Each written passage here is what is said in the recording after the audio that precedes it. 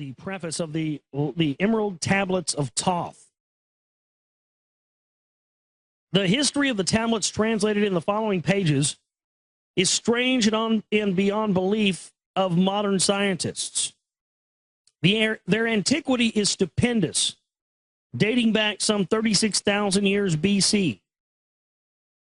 The writer is Thoth, an Atlantean priest king who founded a colony in ancient Egypt after the sinking of the mother country. He was the builder of the Great Pyramid of Giza, erroneously attributed to Cheops. In it, he incorporated his knowledge of the ancient wisdom and also secreted records and instruments of ancient Atlantis. For some 16,000 years, he ruled the ancient race of Egypt from approximately 52,000 BC to 36,000 BC. At that time, the ancient barbarous race, among which he and his followers had settled, had been raised to a high degree of civilization. Thoth was an immortal, that is, he had conquered death, passing only when he willed, and even then not through death. His vast wisdom made him ruler over the various Atlantean colonies, including the ones in South and Central America.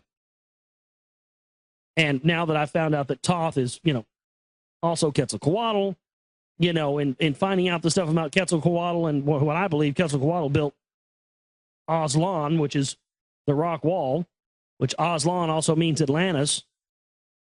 God, it just makes sense why a Council for National Policy member would have a 3.5-ton granite stone with hieroglyphs on it in his house that came from the ancient rock wall in Rockwall, Texas. Huh. Yeah. Man, oh man. Now you see why I'm onto all this stuff now, don't you? My goodness, folks.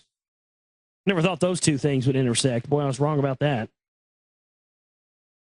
When it came time for him to leave Egypt, he erected the Great Pyramid over the entrance to the great halls of Amenti. He placed in it his records and appointed guards for his secrets among the highest of his people. In later times, the descendants of these guards became the pyramid priests, by which Thoth was deified as the god of wisdom. The recorder, by those in the age of darkness which followed in his passing, in legend, the halls of Amenti became the underworld, the halls of the gods where the soul passed after the death for judgment. During later ages, the ego of Thoth passed into the bodies of men in the manner described in the tablets. As such, he incarnated 3 times in his last being, known as Hermes, the thrice-born, Hermes Trismegistus, yeah. In this incarnation, he left the writings known to modern occultists as the Emerald Tablets, a later and far lesser exposition of the ancient mysteries. The tablets translated in this work are 10 which were left in the Great Pyramid in the custody of the pyramid priests. The 10 are divided into 13 parts for the sake of convenience. The last 2 are so great and far-reaching in their import that at present it is forbidden to release them to the world at large. Really? Now, I didn't know that. So the last 2 tablets, let me get this straight. The last 2 Emerald Tablets of Thoth are so great and far-reaching in their import that at present it is forbidden to release them to the world at large? I'd like to have you release them to me then, please. Let me decide if I can handle it or not. Let me decide if, it's too big for me to wrap my mind around. Please challenge me. Blow my mind. Let me see what you got. Go ahead and give me those last 2 tablets. Let me decide for myself if you're going to blow my mind. I think not. Go ahead and let me have it. However, in those contained herein are secrets which will prove of inestimable value to the serious student. They should be read not once but 100 times, for only thus can the true meaning be revealed. A casual reading will give glimpses of beauty, but more intensive study will open avenues of wisdom to the seeker. But now, a word to how these mighty secrets came to be revealed to modern man after being hidden so long. Some 1300 years BC, Egypt, the ancient Chem, was in turmoil, and many delegations of priests were sent to other parts of the world. Among these were some of the pyramid priests, who carried with them the emerald tablets as a talisman by which they could exercise authority over the less advanced priestcraft of races descended from other Atlantean colonies. The tablets were understood from legend to give the bearer authority from Thoth.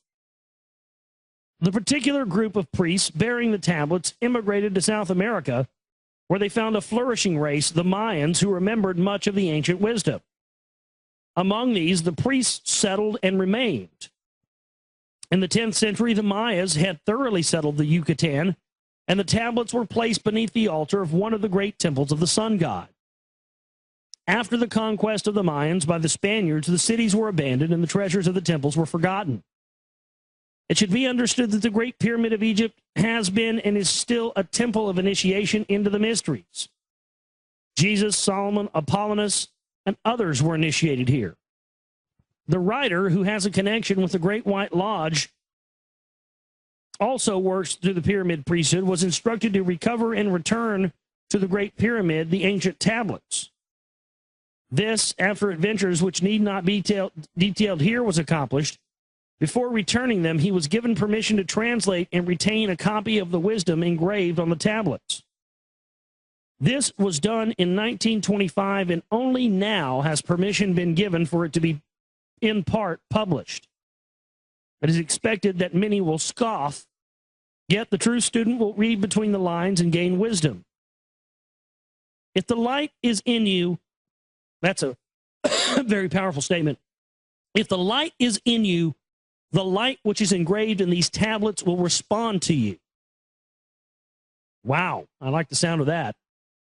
Now, a word as to the material aspect of the tablets.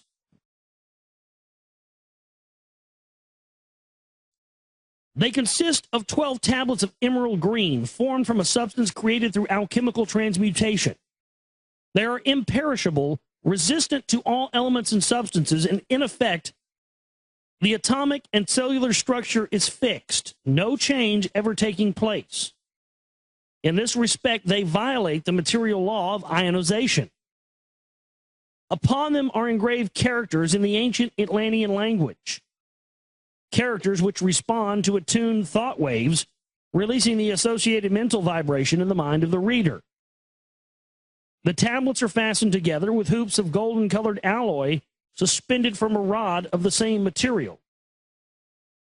The wisdom contained therein is the foundation of the ancient mysteries. And for the one who reads with open eyes and open mind, his wisdom shall be increased 100-fold. Read, believe or not, but read. And the vibration found therein will awaken a response in your soul. In the following pages, I will reveal some of the mysteries which has as yet only been touched upon lightly either by myself or by other teachers or the students of truth. Man's search for understanding of the laws which regulate his life has been unending, yet always just beyond the veil which shields the higher planes from the material man's vision. The truth has exited, ready to be assimilated by those who enlarge their vision by turning inward or outward, not outward, in their search.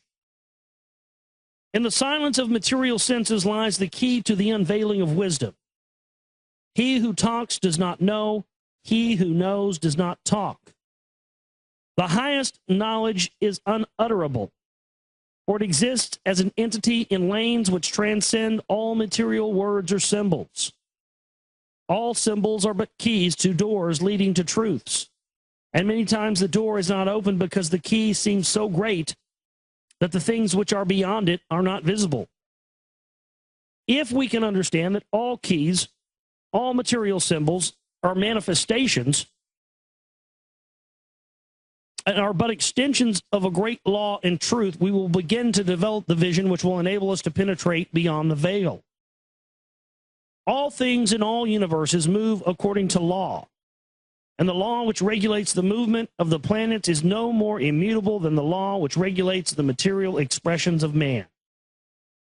One of the greatest of all cosmic laws is that which is responsible for the formation of man as a material being. The great aim of the mystery schools of all ages has been to reveal the workings of the law which connect man and the material and the spiritual. The connecting link between the material man and the spiritual man is the intellectual man, for the mind partakes of both the material and immaterial qualities.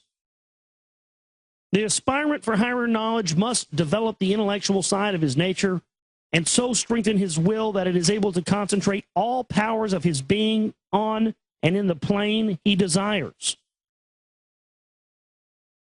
The great search for light, life, and love only begins on the material plane. Carried to its ultimate, its final goal is complete oneness with the universal consciousness. The foundation in the material is the first step. Then comes the higher goal of spiritual attainment.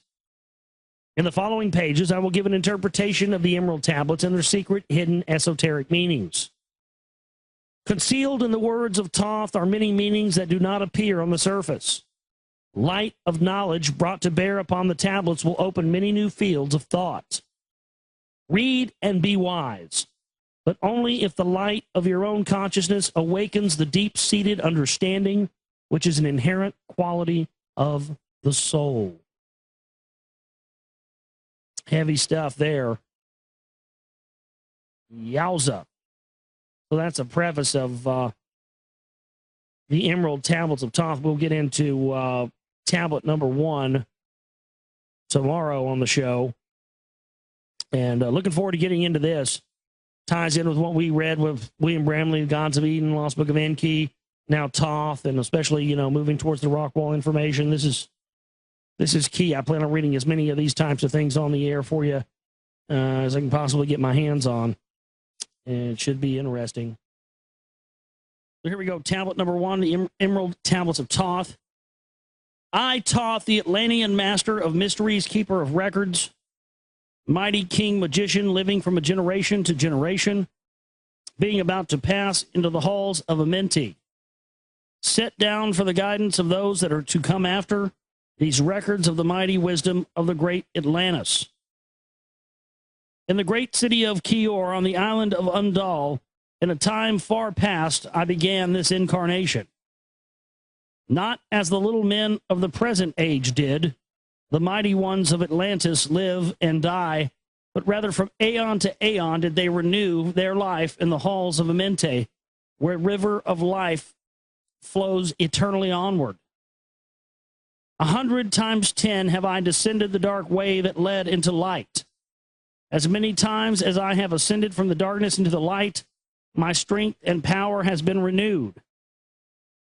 Now for a time I descend, and the men of Chem is alchemy in ancient Egypt,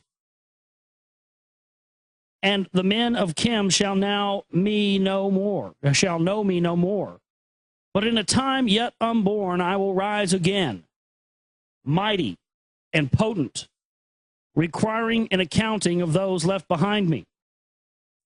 Then beware, O men of alchemy, if ye have falsely betrayed my teaching, for I shall cast ye down from your high estate into the darkness of caves from whence ye came. Betray not my secrets to the men of the north or the men of the south, lest my curse fall upon you. Remember and heed my words, for surely I will return again and require of thee that which you guard. I, even from beyond time and from beyond death, I will return, rewarding or punishing ye as you have requited your trust. You sound familiar here? Jesus is coming back. He's going to come back. And if you ain't got your shit together, he's going to kill you. Sound familiar? Alien gods going around setting themselves up, telling everybody that they're, you know, the all-powerful, getting them to worship them. Great were my people in the ancient days, great beyond the conception of the little people now around me. It means humans, by little people. Knowing the wisdom of old, seeking far within the heart of infinity, knowledge that belonged to earth's youth. Wise were we with the wisdom of the children of light who dwelt among us. Strong were we with the power drawn from the eternal fire. In all of these, greatest among the children of men was my father, Thoth me, keeper of the great temple, link between the children of light who dwelt within the temple and the races of men who inhabited the 10 islands. Mouthpiece after the three of the dweller of Unal, speaking to the kings with a voice that must be obeyed. Grew I there from childhood into manhood, being taught by my father the elder mysteries, until in time there grew within the fire of wisdom, until it burst into a consuming flame. Not desired I, but the attainment of wisdom, until in a great day the command came from the dweller of the temple that I be brought before him. Few there were among the children of men who had looked upon that mighty face and lived. For not as the sons of men are the children of light when they are not incarnate in a physical body. So when they're not in a physical body, they're just light beings. Sounds like Pleiadians. By the way, we were referencing that movie Knowing a couple of times in the broadcast. That's what comes down and is taking the kids to see life on another planet, Pleiadians. When they start showing up, it's really not good news for your planet. I've heard people saying they've been seeing Pleiadians, in their dreams of like, that's not good news. These guys only show up when a planet's about to be completely fucking destroyed. Chosen was I from the sons of men, taught by the dwellers, so that his purposes might be fulfilled. Purposes yet unborn in the womb of time. Long ages I dwelt in the temple, learning ever and yet ever more wisdom, until I too approached the light emitted from the great fire. Taught me, he did, the path to Amente, the underworld where the great king sits upon his throne of might. Deep I bowed in homage before the lords of life and the lords of death, receiving as my gift the key of life. Free was I from the halls of Amenti, bound not by death to the circle of life. Far to the stars I journeyed until space and time became as naught. So he's gaining immortality here. Transcending the death of the physical body. That's the real secret of the secret societies, Freemasonry and the rest of it. Is how to gain immortality by being conscious of of how you reincarnate through the learning of these teachings. That's really what it's all about. And the Anunnaki talked about how they had, they did not give man the gift of long life, but they could.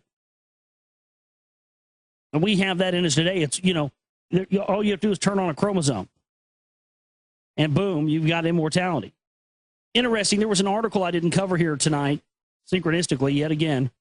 It's just been synchronicity after synchronicity the past couple of weeks with everything. Article from the Daily Mail says, who wants to live forever?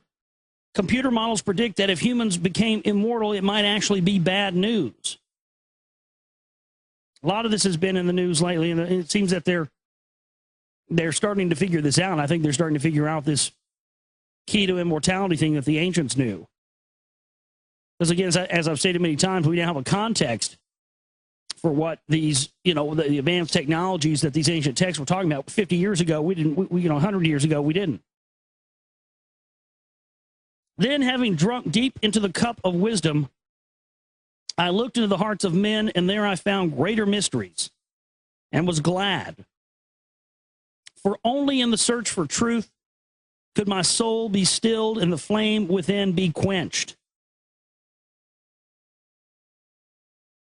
I'm going to get a tattoo of that. Yeah, that's pretty much my credo right there. Wow. For only in the search for truth could my soul be stilled and the flame within be quenched. Down through the ages I lived, seeing those around me taste of the cup of death and return again in the light of life. Gradually from the kingdoms of Atlantis passed waves of consciousness that had been one with me, only to be replaced by a spawn of a lower star. That's heavy. That's heavy. Let me read. Oh, man. Gradually, from the kingdom of Atlantis passed waves of consciousness that had been one with me, only to be replaced by the spawn of a lower star. This is an interesting statement. That's like, one collective consciousness, and everyone in a community or a planet or a world or whatever having the same consciousness, and then that going away and then being replaced with something of much lower quality. That's incredible. In obedience to the law, the word of the master grew into flower. Downward into the darkness turned the thoughts of the Atlanteans, until at last, in this wrath arose from his great Agwanti, the dweller. This word has no English equivalent. It means a state of detachment. Speaking the word, calling the power. Deep in the earth's heart, the sons of Amenti heard and are hearing and directing the changing of the flower of fire that burns eternally, changing and shifting using the logos until that great fire changed its direction. Now, what are they talking about here? Are they talking, deep in the heart of the earth? They're talking about the changing the core, the direction of the core, the way the core of the earth spins. That's interesting. Over the world then broke the great waters, drowning and sinking, changing earth's balance until only the temple of light was left. Standing on the great mountain of Endal, still rising out of the waters, some there were who were living, saved from the rush of the fountains. Called to me then the master, saying, gather ye my people, take them by the arts ye have learned of far across the waters, until you reach the land of the hairy barbarians, dwelling in caves of the desert. Follow there the plan that you know of. I gathered my people and entered the great ship of the master. Upward we rose into the morning. Dark beneath us lay the temple. Suddenly over it rose the waters. Vanished from earth until the time appointed was the great temple. Fast we fled toward the sun of the morning, until beneath us lay the land of the children of Chem. Raging, they came with cudgels and spears, lifted in anger, seeking to slay and utterly destroy the sons of Atlantis. Well, you got to watch that movie, 10,000 BC. You hadn't seen that. It ties right in with that. Pretty interesting. I don't want to ruin it for you if you haven't seen it, but then I raised my staff and directed a ray of vibration, striking them in their tracks as fragments of the stone of the mountain. I love this. Because, what do you cleanse have to say about this now? Here's more translations from ancient texts. These not done by Zechariah Sitchin. And here we have the same stuff verbatim that's in Sumerian text.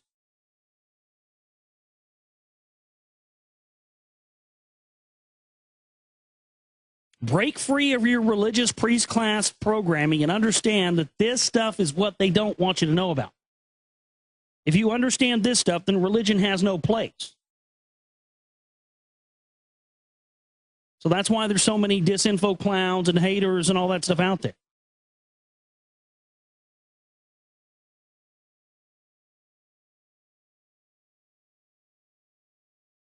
I then raised my staff and directed a ray of vibration, striking them still in their tracks as fragments of stone of the mountain.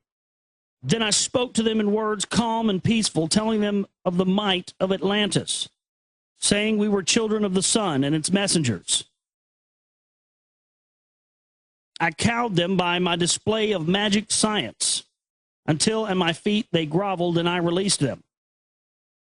Long dwelt we in the land of Chem, long and yet long again, until obeying the commands of the master, who while sleeping yet lives eternally, I sent from me the sons of Atlantis, sent them in many directions, that from the womb of time wisdom they might rise again in her children. For a long time I dwelt in the land of Chem, doing great works by the wisdom within me. Upward I grew into the light of knowledge. The children of Chem were watered by the rains of my wisdom. Blasted I then a path to Amente, so that I might retain my powers living from age to age as a son of Atlantis, keeping the wisdom, preserving the records. Great grew the sons of Kim, conquering the people around them, growing slowly upwards in soul force. Growing slowly upwards in soul force. That's interesting. As if their souls and their energy gets higher. You know, the vibration higher, the more that they conquer, and it gets higher and higher. Now for a time I go from among them into the dark halls of Amenti, deep into the halls of the earth, before the lands of the powers, face to face once again with the Dweller. That's funny. We have one of the new demigod songs we have is called Earth Dweller. And we always call it the Dweller for short. And I've seen that twice here, the Dweller. Raised I high over the entrance, a doorway, a gateway leading down to Amenti. Few there would be with courage to dare enter it, and few pass the portal to dark Amenti. I raised over the passage a mighty pyramid. Using the power that overcomes Earth's force, gravity, deep and yet deeper, I placed a force house or a chamber, and I carved from it a circular passage reaching almost to the great summit. In the apex, I set the crystal, sending the ray into the time-space, drawing the force from out of the ether, concentrating upon the gateway of Amenti. Other chambers I built and left vacant to all, seeming yet hidden within them are the keys to Amenti. Oh, really? Remember what I talked about last week? I got to find that video again in just a second here.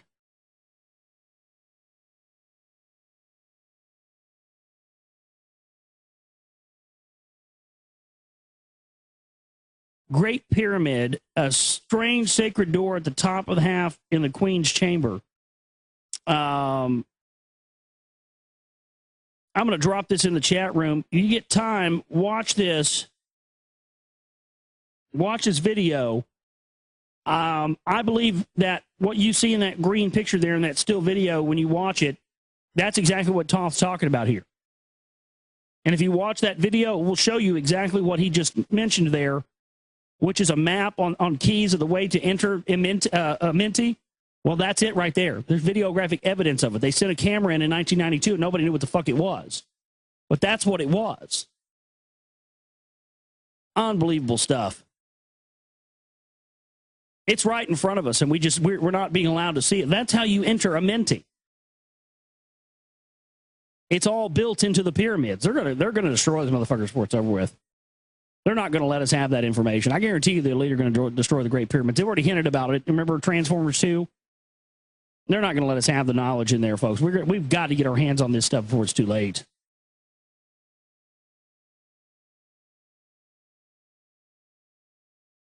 Other chambers I built and left vacant to all, seeming yet hidden within them, are the keys to Amenti. That's it right there.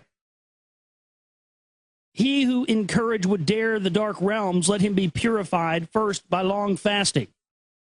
Lie in the sarcophagus of stone in my chamber. Then I will reveal to him the great mysteries. Soon he shall follow me to where I shall meet him. Even in the darkness of earth, I shall meet him. I, Thoth, Lord of wisdom, meet him and hold him and dwell with him always. Builded I the great pyramid, patterned after the pyramid of earth's force, burning eternally so that it too might remain through the ages.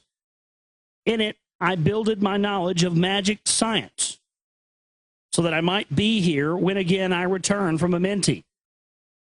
Yes, while I sleep in the halls of Amenti, my soul will incarnate, roaming free, and will dwell among me in men in this form or another, Hermes thrice born. Emissary on earth, I am of the Dweller, fulfilling his commands so many might be lifted. Now I return to the halls of Amenti, leaving behind me some of my wisdom. Preserve ye and keep ye the command of the Dweller. Lift ever upwards your eyes toward the light. Surely in time ye are one with the Master. Surely by right you are one with the Master. Surely by right yet are one with the All. Now I depart from you. Know my commandments, keep them and be them, and I will be with you, helping and guiding you into the light. Now before me opens the portal. I go down into the darkness of night. So that's the end of tablet 1 there. Tablet number 2 of the Emerald Tablets of Thoth here. Deep in Earth's heart lie the halls of Amenti. Far neath the islands of sunken Atlantis, halls of the dead and halls of the living, bathed in fire of the infinite all. Far in a past time, lost in the space-time, the children of light looked down on the world, seeing the children of men in their bondage, bound by the force that came from beyond. Knew they that only by freedom from bondage could man ever rise from the earth to the sun. Down they descended and created bodies, taking the semblance of men as their own. The masters of everything said after their forming, we are they who were formed from the space dust, partaking of life from the infinite all, living in the world as children of men, like and yet unlike the children of men. Then for a dwelling place, far neath the earth's crust, blasted great spaces by their power, spaces apart from the children of men, and surrounded them by forces and power, and shielded them from harm, they, the halls of the dead. Built it underground in the earth. Side by side then placed they other spaces, filled them with life and with light from above. They then builded the halls of Amenti, that they might eventually dwell there, living with life to eternity's end. 32 were there of their children, sons of light who had come among men, seeking to be free from the bondage of darkness, those who were bounded by the force from beyond. Deep in the halls of life grew a flower, flaming, expanding, driving backward towards the night. Placed in the center, a ray of great potence, life-giving, light-giving, feeling with power all who came near it. Placed they around it thrones, 32, places for each of the children of the night, placed so that they were bathed in the radiance, filled with the life from the eternal light. There, time after time, they placed their first created bodies, so that they might be filled with the spirit of life. 100 years out of each 1,000 must the life-giving light flame forth on their bodies, quickening, awakening the spirit of life. There in the circle from aeon to aeon sit the great masters, living a life not known among men. There in the halls of life they lie sleeping. Free flows their soul through the bodies of men. Time after time, while their bodies lie sleeping, incarnate they into the bodies of men, teaching and guiding onward and upward out of the darkness into the light. There in the hall of life, filled with their wisdom, know not to the races of man, living forever neath the cold. Fire of life sit the children of light. Times there are when they awaken, and they come from the depths to the lights to be among men. Infinite they among the finite men find. He who by progress has grown from the darkness, lifted himself from the night into light, free he is made of the halls of Amenti, free of the flower of light and of light. Guided he then by wisdom and knowledge, passes from men to the master of life. It's almost like a song. It's a rhythmic almost. Guided by he by wisdom and knowledge, passes from men to the master of life. It's almost got, it's got a rhythmic quality to it. That's interesting. You put this stuff to music, does the frequencies of singing this, open the fucking portal to the halls of Amenti? I don't know, could be. There he may dwell as one with the masters, free from the bonds of the darkness of light. Seated within the flower of radiance sit 7 lords from the space-times above us, helping and guiding through infinite wisdom the pathway through time of the children of men. Mighty and strange, they veiled with their power, silent, all-knowing, drawing the life force, different yet one with the children of men, and different yet one with the children of light. Custodians and watchers of the force of man's bondage, ready to lose when the light has been reached. First and most mighty sits the veiled presence, Lord of lords, the infinite nine. Over the other from each the lords of the cycles. 3, 4, 5, and 6, 7, 8, each with his mission, each with his powers, guiding, directing the destiny of man. There they sit, mighty and potent, free of all time and space. Not of this world they are, yet akin to it. Elder brothers they of the children of men, judging and weighing. They with their wisdom watching of the progress of light among men. There before them I was led by the dweller, watched him blend with one from above.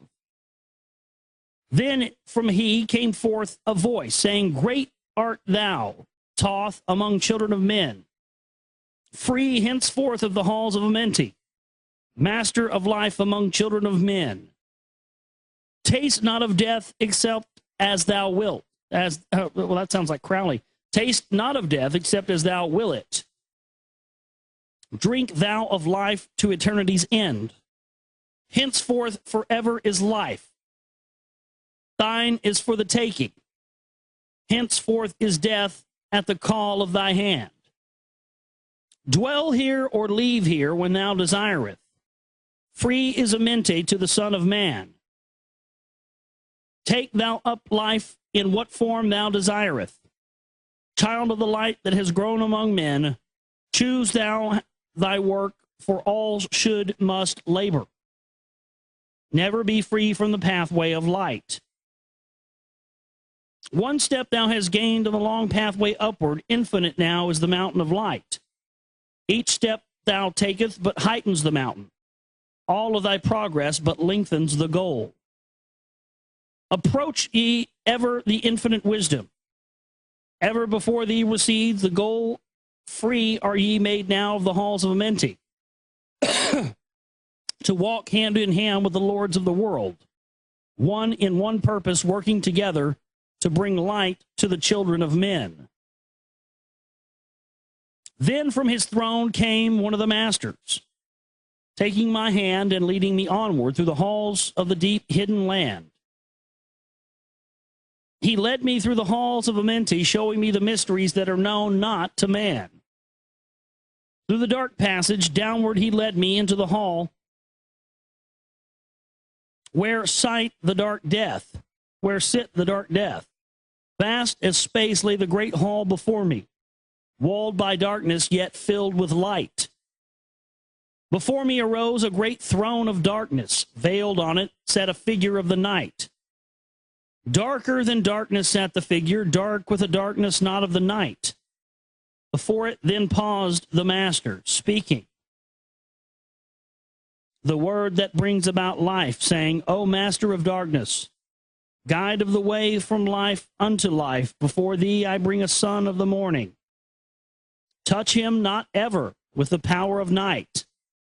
Call not his flame to the darkness of night. Know him and see him, one of our brothers, lifted from darkness into the light. Release thou his flame from its bondage. Free, let it flame through the darkness of night. Raised then the hand of the figure. Forth came a flame that grew clear and bright, and rolled back swiftly the curtain of darkness, and unveiled the hall from the darkness of night.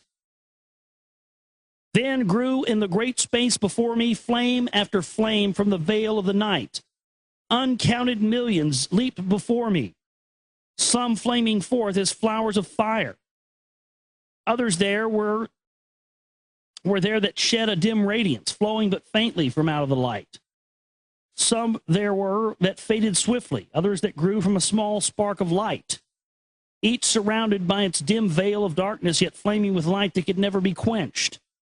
Coming and going like fireflies in the springtime, filled they the space with light and life. This is a bunch of souls, like the Hall of Souls. Then spoke a voice mighty and solemn, saying, These are lights that are souls among men. Yep, I was right. growing and fading, existing forever, changing yet living through death into life. When they have bloomed into flower, reached the zenith of growth in their life, swiftly then said I send my veil of darkness, shrouding and changing to new forms of life. Steadily upward throughout the ages, growing and expanding into yet another flame, lighting the darkness with yet greater power, quenched yet unquenched by the veil of the night.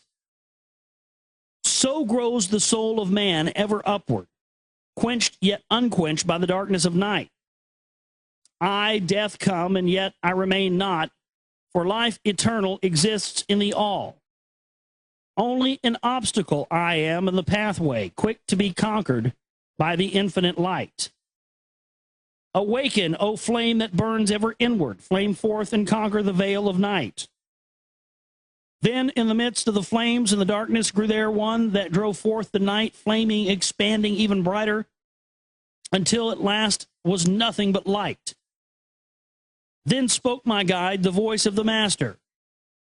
See your own soul as it grows in the light, free now forever from the Lord of the night. Forward he led me through many great spaces filled with the mysteries of the children of light, mysteries that man may never know, yet of he too is of a son of the light. Backward then he led me into the light of the hall of the light. I knelt then before the great masters, lords of all from the cycles above. Spoke he then with words of great power, saying, Thou hast been made free of the halls of Amenti. Choose thou thy work among the children of men. Then spoke I, O great master, let me be a teacher of men, leading them onward and upward until they too are lights among men, freed from the veil of the night that surrounds them, flaming with light that shall shine among men. Then the voice spoke to me, Go as ye will, so it be decreed. Master are ye of your destiny, free to take or reject it at will. Take ye the power, take ye the wisdom, shine as a light among the children of men. Then upward the dweller led me. I dwelt again among the children of men, teaching and showing some of my wisdom. Son of the light, a fire among them. Now again I tread the path downward, seeking the light in the darkness of night. Hold ye and keep ye, preserve my record. Guide it, it shall be to the children of men. So that's the end of tablet number 2.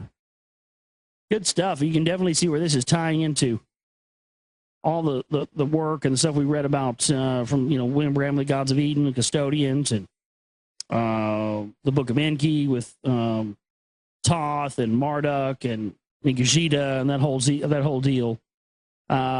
It's just amazing how these, texts from different times and places, coincide with one another and really lock in and working together. It's just amazing stuff. Tablet 3, the key of wisdom.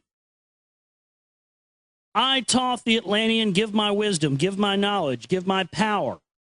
Freely I give to the children of men. Give that they too might have wisdom, to shine through the world from the veil of the night. Wisdom is power, and power is wisdom, one with each other, perfecting the whole. Be thou not proud, O man, in thy wisdom. Discourse with the ignorant as well as with the wise. If one comes to thee full of knowledge, listen and heed, for wisdom is all. Keep thou not silent when evil is spoken for truth. Like the sunlight, it shines above all. He who oversteppeth the law shall be punished, for only through law comes the freedom of men. Cause thou not fear, for fear is a bondage, a fetter that binds the darkness to men. Follow thine heart during thy lifetime. Do more than is commanded of thee. When thou hast gained riches, follow thine heart. For all these are of no avail if thy heart be weary. Diminish thou not the time of following the heart. It is abhorred of the soul. They that are guided go not astray, but they that are lost cannot find a straight path. If you go among men, make for thyself love, the beginning and end of the heart. If one cometh unto thee for counsel, let him speak freely, that the thing for which he hath come to thee may be done. If he hesitates to open his heart to thee, it is because thou, the judge, doeth wrong. Repeat thou not extravagant speech, neither listen to it, for it is the utterance of one, not in equilibrium. Speak thou not of it, so that he before thee may know wisdom. Silence is of great profit. An abundance of speech profiteth nothing. Exalt not thine heart above the children of men, lest it be brought lower than the dust. If thou be great among men, be honored for knowledge and gentleness. If thou seekest to know the nature of a friend, ask not his companion, but pass a time alone with him, debate with him, testing his heart by his words and his bearing. That which goeth into the storehouse must come forth, and the things that are thine must be shared with a friend. Thine, or yours. Knowledge is regarded by the fool as ignorance, and the things that are profitable are to him hurtful. He liveth in death, it is therefore his food. That's an interesting statement, as I've talked about many before, them feeding on the negative energy. The wise man lets his heart overflow, but keeps his mouth. O man, listen to the voice of wisdom. Listen to the voice of light. Mysteries there are in the cosmos that unveiled fill the world with their light. Let he who would be free from the bonds of darkness first divine the material from the immaterial, the fire from the earth. For know ye that as earth descends to earth, so also fire ascends into fire and becomes one with the fire. He who knows the fire that is within himself shall ascend unto the eternal fire and dwell in it eternally.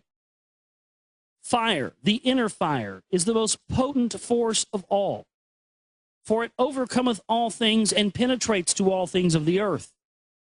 Man supports himself only on that which resists, so earth must resist man, else he exists not.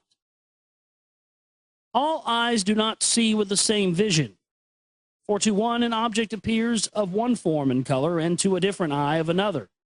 So also the infinite fire, changing from color to color, is never the same from day to day.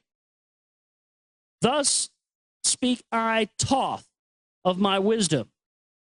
For man is a fire burning bright through the night, never is quenched in the veil of darkness, never is quenched by the veil of the night.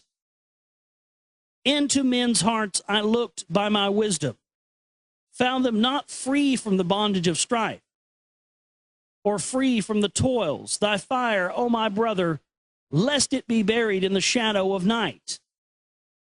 Hark ye, O man, and listen to this wisdom. Where do name and form cease? Only in consciousness, invisible and infinite force of radiance bright. The forms that ye create by brightening thy vision and truly effects that follow thy cause. Cause and effect, the, law of attraction. Man is a star bound to a body. That's a profound statement. I know that, what's her name? Alice Bailey gets into that a lot. That's why they're so obsessed with Sirius, Sirius is supposedly the another dimension of reality the souls can exist in. I mean, Alice Bailey talks about in her book, Initiation, Human and Solar, that once you reach the tip top of the degrees of initiations of Freemasonry on Earth, you can go to the other degrees at which you're only an adept, a beginner, and that takes place on a lodge that is located on Sirius that you can only get to after death. Yeah. Man is a star bound to a body. Until in the end he is freed through his strife, only by struggle and toiling, thy utmost shall the star within thee bloom out into a new life. He who knows the commencement of all things, free is his star from the realm of night.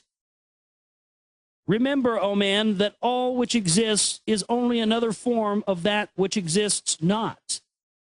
Parallel universes. Everything that has being is passing into yet another being, and thou thyself art not an exception. Consider the law, for all is law. Seek not that which is not of the law, for such exists only in the illusions of the senses. Wisdom cometh to all her children, even as they cometh unto wisdom. All through the ages the light has been hidden. Awake, O man, and be wise. Deep in the mysteries of life I have traveled, seeking and searching for that which is hidden. List ye, O man, and be wise. Far neath the earth's crust, in the halls of Amente, mysteries I saw that are hidden from men. Oft have I journeyed the deep hidden passage, looked on the light that is life among men. There, neath the flowers of life ever living, I searched the hearts and the secrets of men. Found I that man is but living in darkness. Light of the great fire is hidden within. We're living in a darkness we don't know we're living in, because we haven't been allowed to know how to make our light radiate and shine in the proper way. Before the lords of hidden Amenti learned I the wisdom I give unto men. Masters are they of the great secret wisdom, brought from the future of infinity's end. 7 are they, the lords of Amenti, overlords they of the children of morning, sons of the cycles, masters of wisdom. Formed are not they as children of men. 3, 4, 5, and 6, 7, 8, 9 are the titles of the masters of men. Far from the future, formless yet forming, came they as teachers for the children of men. Live they forever, yet not of the living, bound not to life, and yet free from death. Rule they forever with infinite wisdom, bound yet not bound to the dark halls of death. Life they have in them, but yet life that is not life.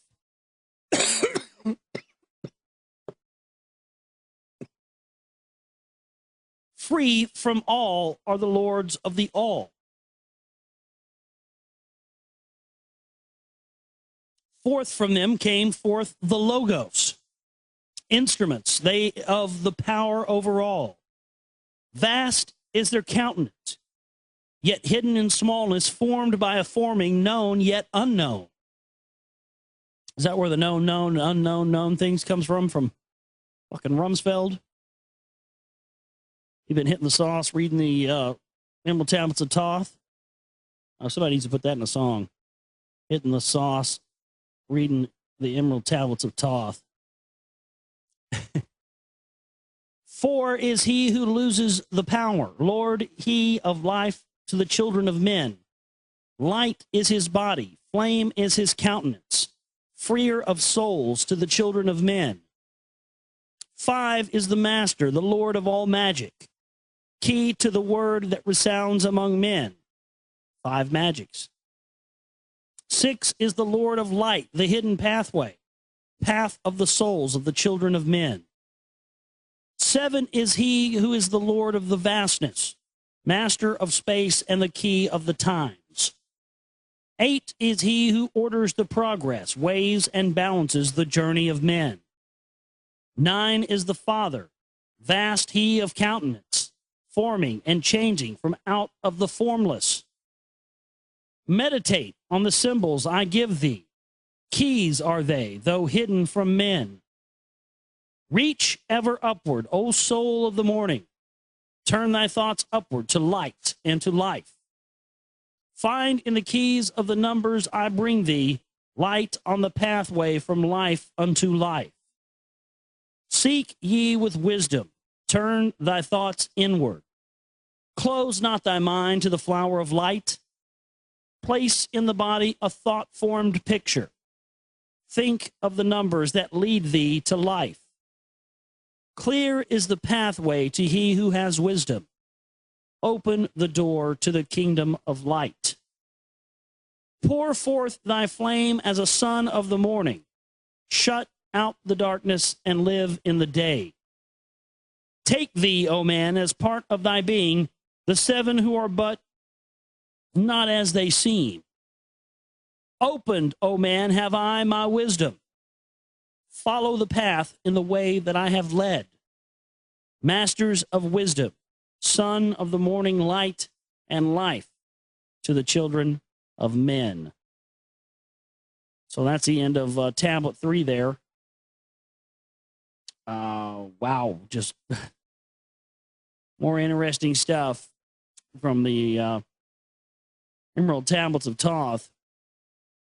Another one of these things, you know, when you start reading it, you're like, I can really start to see why they don't really want us to read this stuff, or certainly probably don't like the fact that some Yahoo like me is up here reading it over the airwaves either. But you know what? Fuck them. We're here to do a job. We're here to get information out. We're here to hopefully try and get you to have a newer understanding of this stuff. And I think that only comes with new information and looking at new stuff a different way, and maybe looking at things you hadn't looked at before, or looking at things you did look at before, but with, you know, new eyes and new context. That's the important thing, is always stay on top of, you know, just because you read something 10 years ago doesn't mean that, you know, that you're going to feel the same way about it now. Same way with movies or music or anything, you know. Let's go back and revisit those things after you've grown, and that could sometimes be a yardstick for just how far you've come and how much farther you need to go. Tablet number 4, the Spaceborn. Listen ye, O men, to the voice of wisdom. Listen to the voice of Thoth, the Atlantean. Freely I give to thee my wisdom, gathered from the time and space of this cycle. Master of mystery, son of the morning, living forever, a child of the light. Shining with brightness, star of the morning, Thoth, the teacher of men, is of all. Long time ago, I in my childhood lay neath the stars on long-buried Atlantis, dreaming of mysteries for above men, far above men. Then in my heart grew there a great longing to conquer the pathway that led to the stars. Year after year I sought their wisdom, seeking new knowledge, following the way, until at last my soul in great travail broke from its bondage and bounded away. Free I was from the bondage of earthmen. Free from the body, I flashed through the night. Unlocked at last for me was the star space. Free was I from the bondage of night. Now to the end of space sought I wisdom, far beyond knowledge of finite man. Far into space my soul traveled freely, into infinity's circle of light. Strange beyond knowledge were some of the planets, great and gigantic beyond dreams of men. Yet found I law in all of its beauty, working through and among them as here among men. Flashed forth my soul through an infinity's beauty, far through space I flew with my thoughts. Rested I there on a planet of beauty, strains of harmony filled all the air. Shapes there were, moving in order, great and majestic as stars in the night. Mounting in harmony, ordered equilibrium, symbols of the cosmic like unto law. Many the stars I passed in my journey, many the races of men on their worlds, some reaching high as the stars of the morning, some falling low in the blackness of night. Each and all of them struggling upward, gaining the heights and plumbing the depths, moving at times in realms of brightness, living through darkness, gaining the light. Know, O man, that light is thy heritage. Know that darkness is only a veil. Sealed in time, heart is brightness eternal. Waiting the moment of freedom to conquer, waiting to rend the veil of night. Some I found who had conquered the ether, free of space were they while yet they were men. Using the force that is the foundation of all things, far in a space constructed they a planet. This sounds like Star Wars. I mean, the beginning of this was like in a galaxy a long time ago, you know, far, far away. Now he's just talking about using the force. I mean, it's a fact. There's all kinds of stuff that's from occult literature in Star Wars. There's just no denying it. But, I mean, this is pretty blatant right here, guys.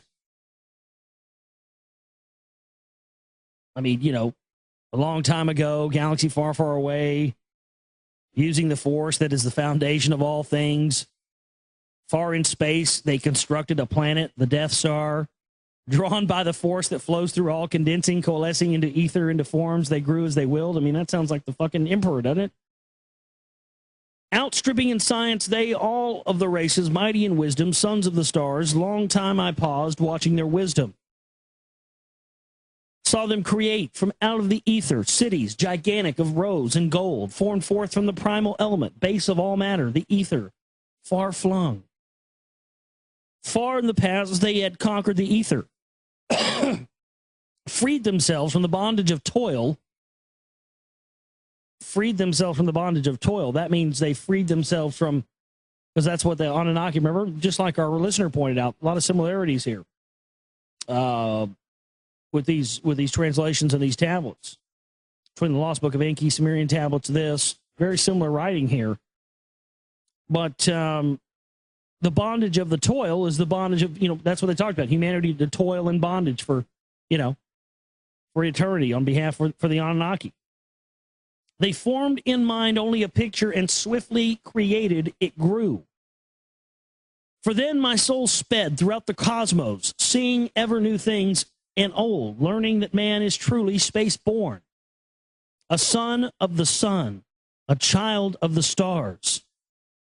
Know ye, O man, wherever from ye inhabit, surely it is one with the stars. Thy bodies are nothing but planets revolving around their central suns, or heart. When ye have gained the light of all wisdom, free shall ye be to shine in the ether, one of the suns that light outer darkness, one of the spaceborn grown into light. Just as the stars in time lose their brilliance, light passing from them into the great source, so, O man, the soul passes onward, leaving behind the darkness of night.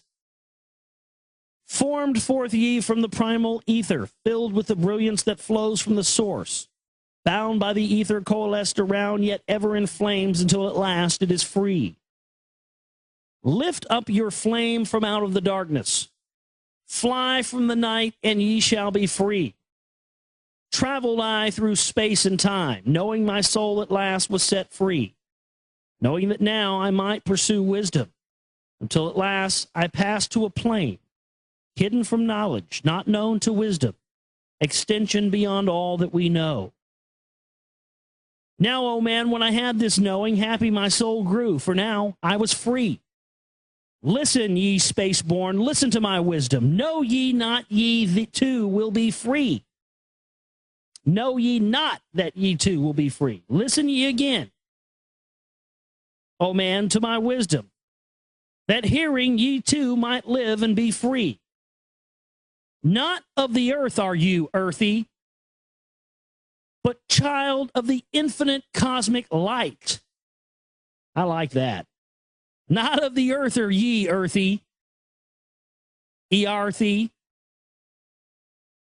No, you're not of the earth, human. You're a child of the infinite cosmic light. You've been lied to and told that you're a child of the earth and you're from the no. You're a child of the infinite cosmic light. Boy, talk about something they don't want you to know right there. Know ye not, O man, of your heritage? Know ye not that you are truly the light, son of the great sun, when ye gain wisdom? truly aware of your kinship with the light. Notice how that you're the son of the great sun. When you gain wisdom, kept in ignorance, you're nothing. That's it in a nutshell, isn't it, folks? Son of the great sun, when ye gain wisdom, truly aware of your kinship with light. Now to ye I give knowledge, freedom to walk in the path I have trod, showing ye truly how by my striving I trod the path that leads to the stars. Hark ye, O man, and know of thy bondage.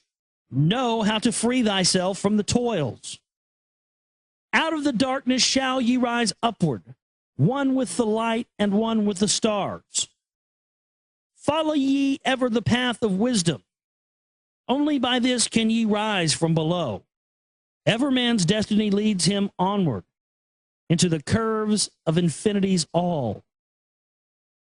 Know ye, O man, that all space is ordered. Only by order are ye one with the all. Order and balance are the law of the cosmos. Follow, and ye shall be one with the all. He who would follow the pathway of wisdom, open must he be to the flower of life, extending his consciousness out of the darkness, flowing through time and space into the all. Deep in the silence first ye must linger, until at last ye are free from desire, free from the longing to speak in the silence. Conquer by silence the bondage of words, abstaining from eating until we have conquered desire for food, that is the bondage of soul. Then lie ye down in the darkness, close your eyes from the rays of the light, center the soul force in the place of your consciousness, shaking it free from the bonds of the night. Place in your mind the image that you desire. Place the picture that you desire to see and vibrate back and forth with your power. Loosen the soul from out of its night. Fiercely must thou shake with all of thy power, until at last your soul shall be free. Mighty beyond words is the flame of the cosmic hanging in planes, unknown to man, mighty and balanced, moving in order, music of harmonies, far beyond man. Speaking with music, singing with color, flame from the beginning of eternity's all, spark of the flame thou art. O my children, burning with color and living with music, list to the voice, and thou shalt be free. Consciousness free is fused with the cosmic, one with the order and law of the all. Knew ye not, man, that out of the darkness light shall flame forth, a symbol of all? Pray ye this prayer for attaining of wisdom. Pray for the coming of light to the all. Mighty spirit of light that shines through the cosmos, draw my flame closer in harmony to thee. Lift up my fire from out of the darkness, magnet of fire that is one with the all. Lift up my soul, thou mighty and potent, child of the light, turn not away. Draw me in power to melt in thy furnace, one with all things and all things in one, fire of the life strain and one with the brain. When ye have freed thy soul from its bondage, know that for ye the darkness is gone, even though space ye may seek wisdom, bound not by the fetters forged in the flesh. Onward and upward into the morning, free flash, O soul, to the realms of light. Move thou in order, move thou in harmony. Freely shalt move with the children of light. Seek ye and know ye my key of wisdom, thus, O man, ye shall surely be free. Powerful stuff there. Powerful stuff there. Tablet number 4. Man, the more I read this stuff, it's unbelievable. I mean, this you can really see where somebody who had access to this information could totally turn this into all the major world religions and into a total system of control. That's unbelievable. Unbelievable stuff. Tablet 5, the Dweller of Unal. The Emerald Tablets of Thoth. Oft I dreamed of buried Atlantis, lost in the ages that have passed into night. Aeon on aeon, thou existed in beauty, a light shining through the darkness of night. Mighty in power, ruling the earth born, Lord of the earth in Atlantis day. King of the nations, master of wisdom, light through Suntal, keeper on the way, dwelt in his temple, the master of Unal, light of the earth in Atlantis' day. Master he from a cycle beyond us, living in bodies as one among men. That sounds like Ra in the movie Stargate. Roland Emmerich film. Kurt Russell, James Spader, remember that? That sounds exactly like the Ra character in that. He was, you know, they were in this fucking pyramid spaceship that was they were aliens. They were in this spaceship that was a pyramid, and he incarnated in this you know, kid and took over his body and then started setting himself up as a god. It's very interesting. Lots of little symbology and little things that relate to the Anunnaki and stuff in that movie. If you haven't seen it or watched it in a while, definitely do yourself a favor. You can get it dirt cheap, dude. I saw it on Blu-ray the other day at I think Target, where it was like $5 for Blu-ray of that movie. That's fucking dirt cheap. But yeah, definitely watch that. Yeah, it's definitely one to watch. But that's what he's talking about here. He from a cycle beyond us, living in bodies as one among men. Just so he's just in. I mean, that's very interesting. He's just incarnating in bodies wherever he wants to, and then he's setting up shop and setting himself up as the Messiah and the Lord and all this other stuff. That's why we have some similarities between, you know, Quetzalcoatl and Viracocha and Enki and Onaz and you know, all these different deities around the world. That's what it's, you know, this energy incarnating in different bodies for a short period of time, of being immortal and being able to choose, being conscious of the choice of where and how you're incarnating. That's another one of the main secrets of the secret societies, the Freemasons, Rosicrucians, etc. That's why the rose on the rose cross of the Rosicrucians, the rose is the soul, and the cross is the body. And that's what it represents, is the soul being crucified upon the body. That's what the rosy cross is. And that's what the Freemasons teach. It's immortality through being able to be consciously aware of when, where, how you incarnate, and very conscious of who you are, meaning that, you know, once you develop, you find that in a lot of people. You know, once you develop and you come out of your childhood development, you're, you know, that ego and that personality is already formed as if it was formed before birth.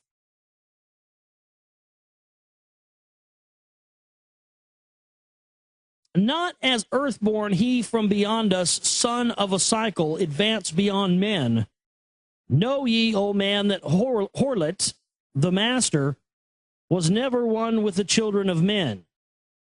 Far in the past time, when Atlantis first grew as a power, appeared there one with the key of wisdom, showing the way of light to all. Showed he to all men the path of attainment, way of the light that flows among men. Mastering darkness, leading the man's soul upward to the heights that were one with the light. Divided the kingdoms he into sections. Well, that's what it talked about in the Lost Book of Enki, wasn't it? They divided in sections and gave different ones the Anunnaki dominion over those domains of the earth. 10 were they, ruled by the children of men. Again, same things we saw in the Sumerian tablets. It's mind-blowing. Upon another built he a temple, built but not by the children of men. Out of the ether called he its substance, molded and formed by the power of Yotlon into the forms he built with his mind. So he's talking about manifesting, built this temple that he manifested out of the ether and built and constructed with his mind. You know, that would shut up a lot of these. They wouldn't even have an Ancient Aliens series if they knew that, would they? I mean, every goddamn episode of Ancient Aliens, you know, I'll watch that show for the comedy factor mostly, but just to see what they're talking about. But on and on and on they go on that fucking show about, you know, what, you know, David Hatcher Childers, what in the hell built these temples? And they go on and on and on, and right here, and they, you know, they talk about this stuff, and I'm glad that they're talking about it, and it's on TV and blah, blah, blah, blah, blah. But again, it's just like everything else that's disinfo or misinfo. It's not what they talk about, it's what they don't talk about. And these guys never seem to bring into the conversation the idea of the power of the spoken word. This goes all the way back to the oldest forms of Kabbalism. Manly P. Hall discusses this in The Secret Teachings of All Ages, the Kabbalistic creation of mankind, the Kabbalistic origins of humanity, the Kabbalistic origins of the universe, and how these words and you have frequencies when you use them, and when you learn these different chants and these incantations and these different spells, essentially, you can learn how to shape and form the ether and make material matter manifest before your very eyes and create things like temples and other things like that. And yet Ancient Aliens goes on and on and on every week. How did they build these temples? It had to be aliens. Well, great, it had to be aliens, but how were they doing it? Never any talk about frequency. That's what I believe all this stuff. How they built the pyramids, all these temples, it's all frequency. They didn't use all these, you know, Jew slaves and all this shit to build the pyramids. Give me a fucking break. They use ancient magic and ancient spells that manipulate frequencies, manipulate the ether and the material matter, and a high-level magi, most likely a priest who's been trained by one of the gods themselves, and then that trickles down and passed down, and then that's how we had secret societies form. But that's no doubt the explanation for what science and even conspiracy theorists, you know, haven't seemed to be able to wrap their minds around yet. That's, you know, that to me is a justification of why we're reading this stuff, why I will continue to read this stuff. It's unbelievable. Let me read it one more time. Out of the ether called he its substance. He built a temple not by the children of men. He molded and formed the power of Ytolon. I don't even know what that means. I got to look that up. Ytolan. What is that? Let's find out.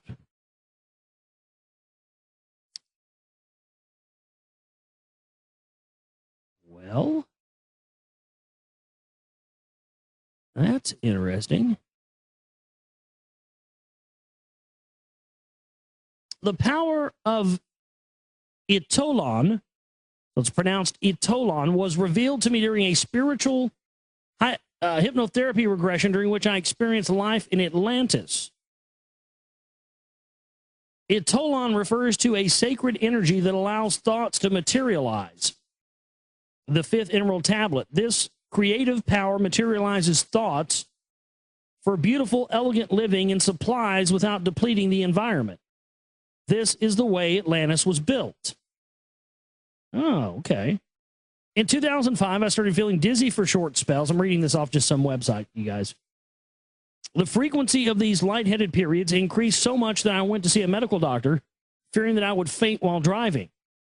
To my astonishment, I left the doctor's consultation room in a wheelchair, emergency assessment by a cardiologist, and rushed to the hospital where a stent was placed into my heart. Not anticipating a heart problem or emergency heart surgery, and almost leaving the physical plane came as a major shock. I really don't care about your story. This blah, blah, blah, blah, blah. You're not giving me anything about. So I guess Ytolon is basically, okay, that's what it is. So it's the creative power that materializes thoughts into beautiful, elegant living supplies without depleting the environment. Okay. That's good enough for me. That's all I need to know. I didn't need to know your whole fucking life story. Thanks. God. Fucking internets, man. Jesus. Just give me the fucking info. I don't want to hear your whole fucking, goddamn story, tripping on acid and waking up to fucking find the Nibiru's cock in your ass. I don't, fuck, I don't need to know all that. Thanks. So he molded and formed by the power of Etolon. Okay, so that's what he's talking about here. Basically, this is exactly right. He's talking about bringing things manifest using the spoken word. In the beginning, there was the word. Hello? Christians, you ever fucking maybe give a thought to what that really meant? No, because if you ever give a thought to what that means, that leads to the devil. That leads to the devil. Shuck Satan's cock. It leads to the devil's cock. That's what it leads to, motherfucker. Jesus. Out of control. Let's try to continue here. Fucking Satan and rednecks just keep interrupting us all the time.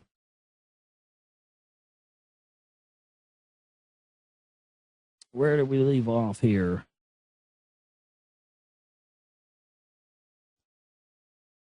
Know ye, O man, the harlot, the master, was never one with the children of men. Out of the ether he called the substance and molded it by the power of Etolon into the forms he built with his mind. Mile upon mile it covered the island. Space upon space it grew in its might. Black yet not black, but dark like the space of time. Deep in its heart the essence of light. Swiftly the temple grew into being, molded and shaped by the world of the dweller. Called from the formless into a form. Builded he then within it great chambers. Filled them with forms called forth from the ether. This sounds like, it's funny that he's making this sound like this is, okay, I read a news report from the Rockwall Success newspaper where two of these guys had went down into one of the subterranean chambers, I think underneath where the Rockwall, the old Rockwall courthouse is in downtown Rockwall. And there was this report where they found these two black marble pillars inside of this chamber that shone and shined like something from the Orient, like black granite sparkling. And it's funny they reference that here, black yet not black, but yet black by the dark of space time. It seems interesting in these different rooms that he built. Well, that's what the rock wall has found to have been. They found within the perimeter of the wall itself, they found room after room of different chambers and temple rooms and all of this stuff. It's all been covered up. And one of the pictures I saw of Quetzalcoatl, supposedly what Aslan was when Quetzalcoatl created, which was Aslan means Atlantis, was that same exact type of structure. And of course, Quetzalcoatl and Thoth are supposed to be the same person, as well as Hermes Trismegistus, the thrice-born Thoth, Hermes Trismegistus, and Quetzalcoatl. Now, again, Quetzalcoatl was master of two things, crystal working and metallurgy, alchemy. Well, two things have been found that relate to that with the rock wall. Number one, crystals, geopolymer crystals, 3 different types of crystals that don't exist around this area, brought together and made into a polymer that seals and holds the rocks of the wall together. Number two, an alloy wheel, a small alloy wheel that was made of copper, aluminum, tin, 4 or 5 different metals. I held it in my hand, was embedded into the wall. And I just, with that report, I remember reading that report of them seeing these black pillars. It just kind of, caught my attention there for a minute. I'll continue. But this is talking about, building this, and I don't know why. Flashes as he's talking about building this temple using, etherical energy in the ether to create. I don't know why. Just flashes of Rockwall started coming in my head like, this is connecting, this is connecting, this is connected to this. I always try to follow those, those little flashes when they come to you, because, believe me, man, I used to ignore them, but now 99% of the time they're right.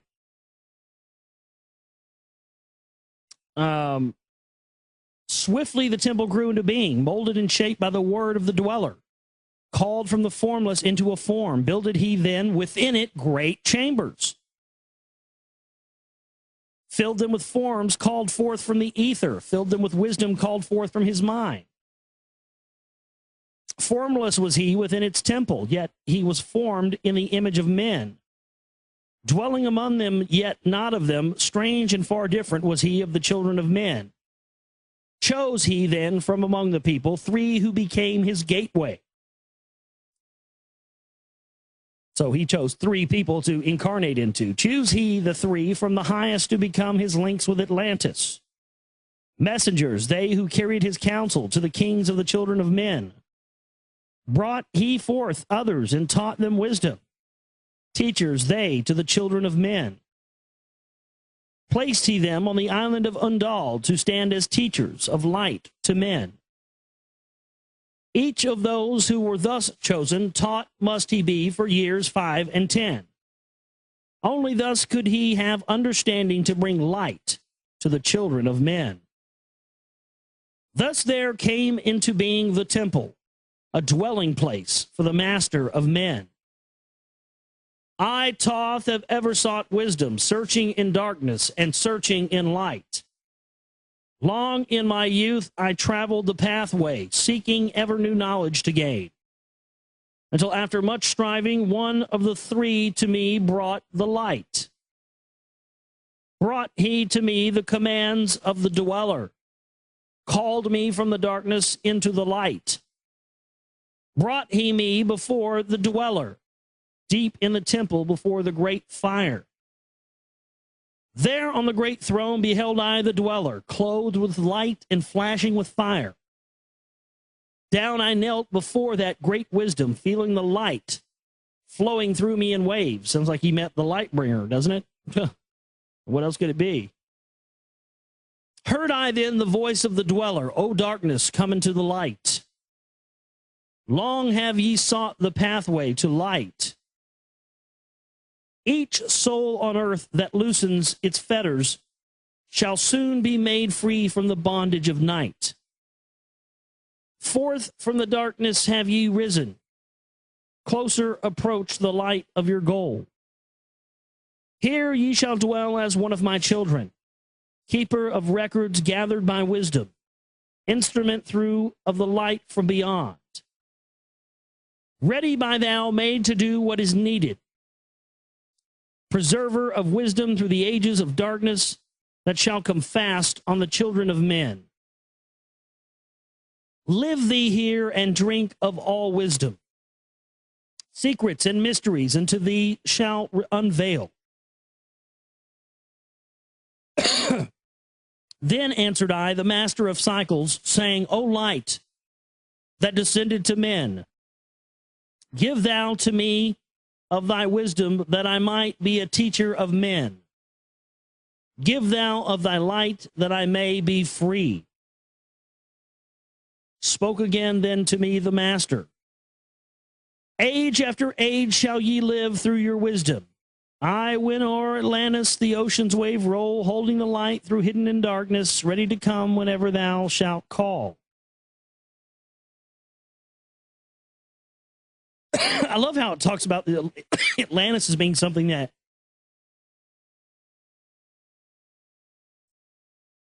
was not just exist one time. The way they talk about that and the reference that they reference that as there being multiple Atlantises.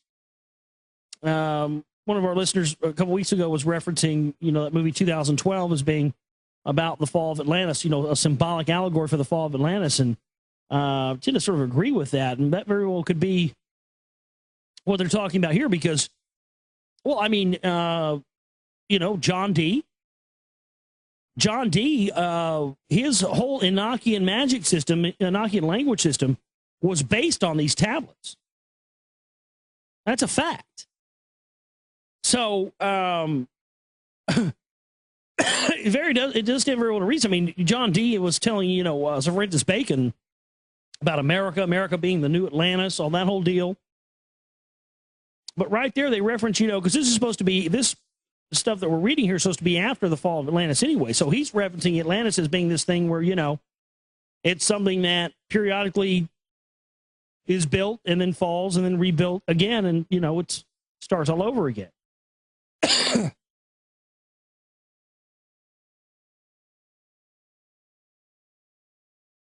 When over Atlantis, the ocean waves roll, holding the light, though hidden in darkness, ready to come whenever thou shalt call. Go thee now and learn greater wisdom. Go thou through light to infinity's all. Long then dwelt I in the temple of the dweller, until at last I was one with the light. Followed I then the path to the star plains. Followed I then the pathway to light.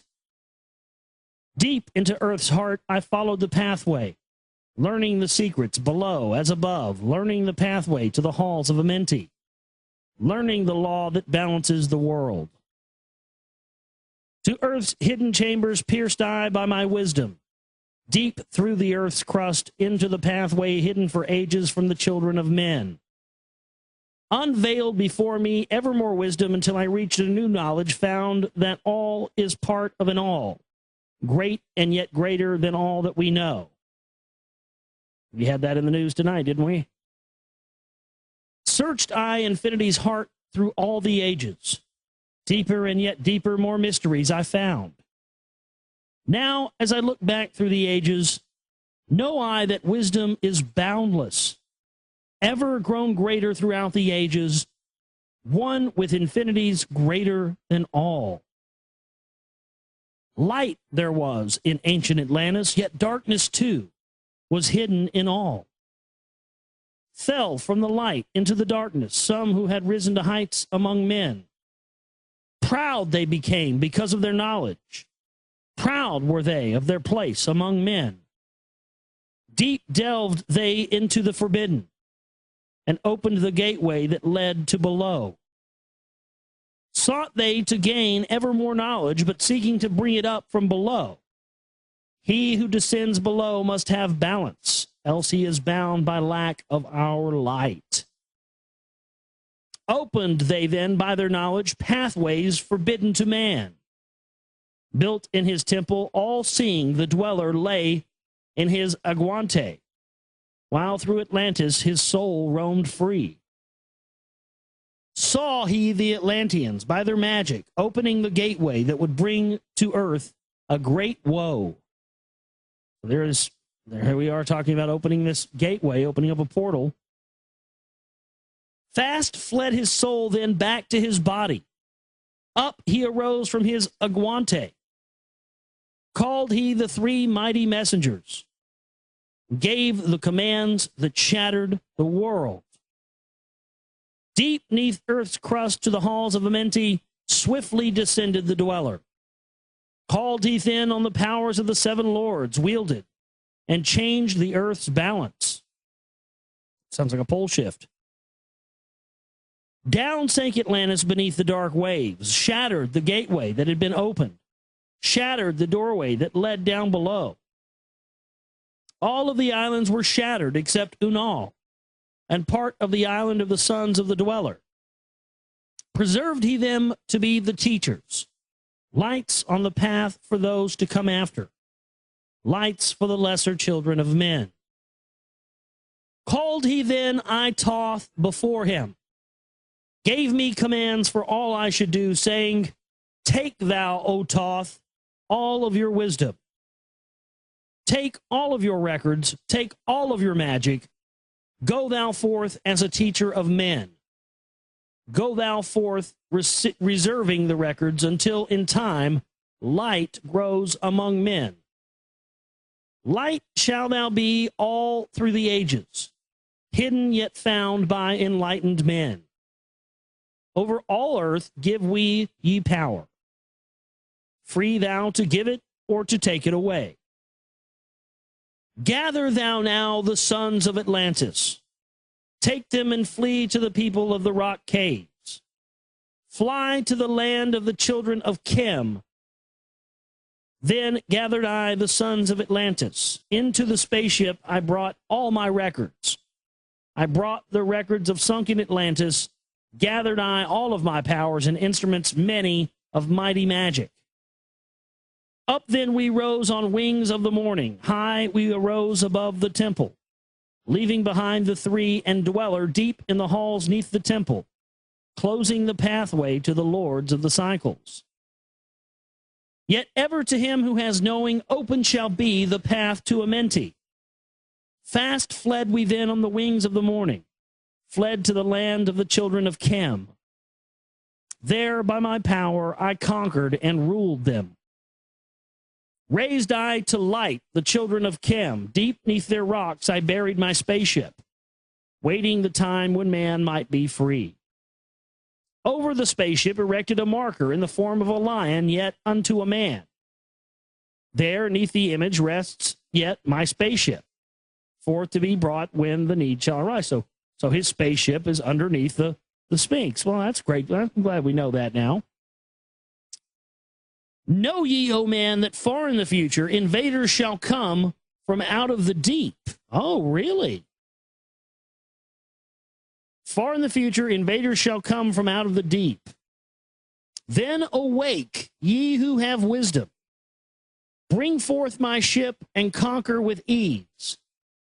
Deep neath the image lies my secret.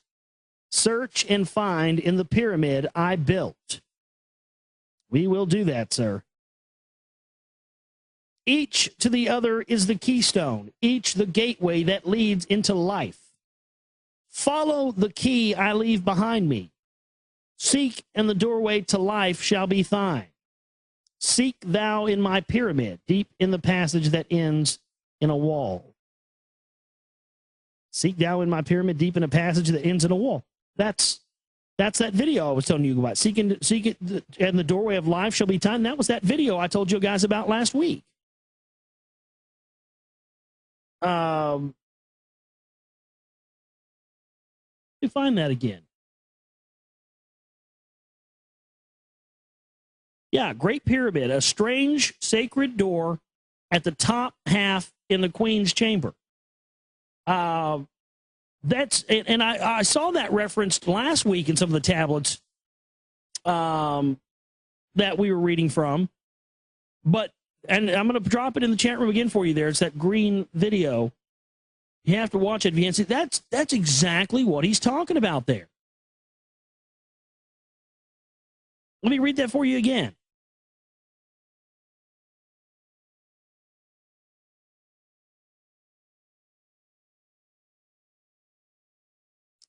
Know ye, O man, that far in the future invaders shall come from out of the deep. Then awake ye who have wisdom. Bring forth my ship and conquer with ease. Deep neath the image lies my secret. Search and find in the pyramid I built. Each to the other is the keystone, each the gateway that leads into life. Follow the key I leave behind me. Seek, and the doorway to life shall be thine. Seek thou in my pyramid, deep in the passage that ends in a wall. That, in that video, you will see that that's the passageway that ends in a wall. And they sent a robot in there with a camera. And you can see it. It's a star chart. That's what he's talking about here. It's there. And we're just ignoring it?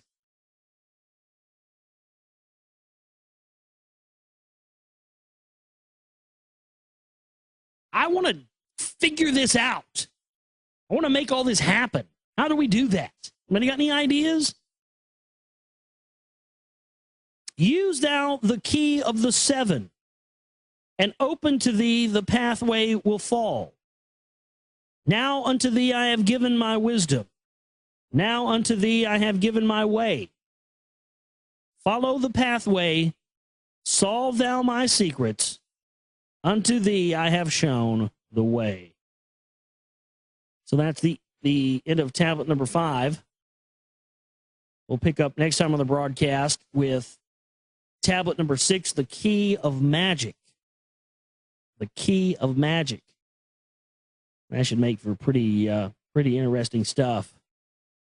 Wow. This one was amazing in and of itself, calling up material things into being by using frequencies and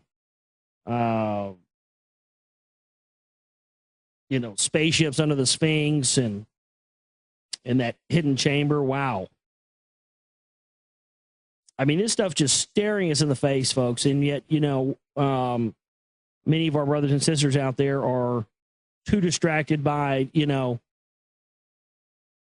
this fucking corporatized hot topic mall version of revolution. And meanwhile, the keys to the info that we seek are just sitting here right in front of us, and we just ignore them and worry about the bankers and worry about, whether or not we're going to be able to stay fat Americans and buy that new iPad next year. That's what this whole thing's about.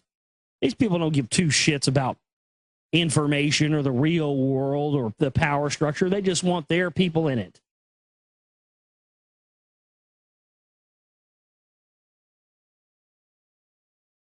I don't know, man. I see the whole Fabian socialist, Marxist, communist takeover that they tried to tell us was a control system being the main tenet that's been brought in by this priest class. And, we've gotten it in the biggest way it's ever been brought to America, but you can't say that or you're racist.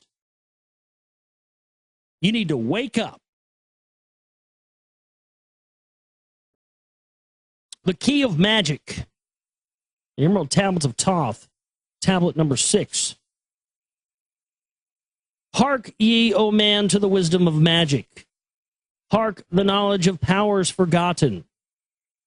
Long ago, in the days of the first man, warfare began between darkness and light. Men then as now were filled with both darkness and light, the duality. And while in some darkness held sway, in other light filled the soul.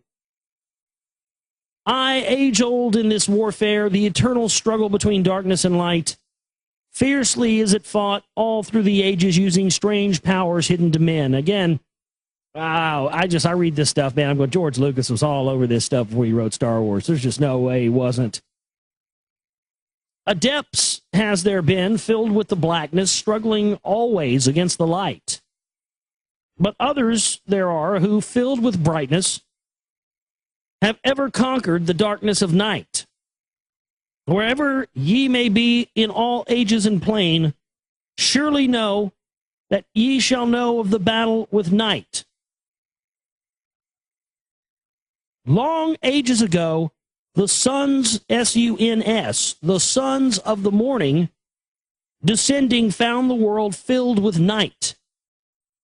There in that past began the struggle, the age-old battle of darkness and light. Many in the time were so filled with darkness that only feebly flamed the light from the night.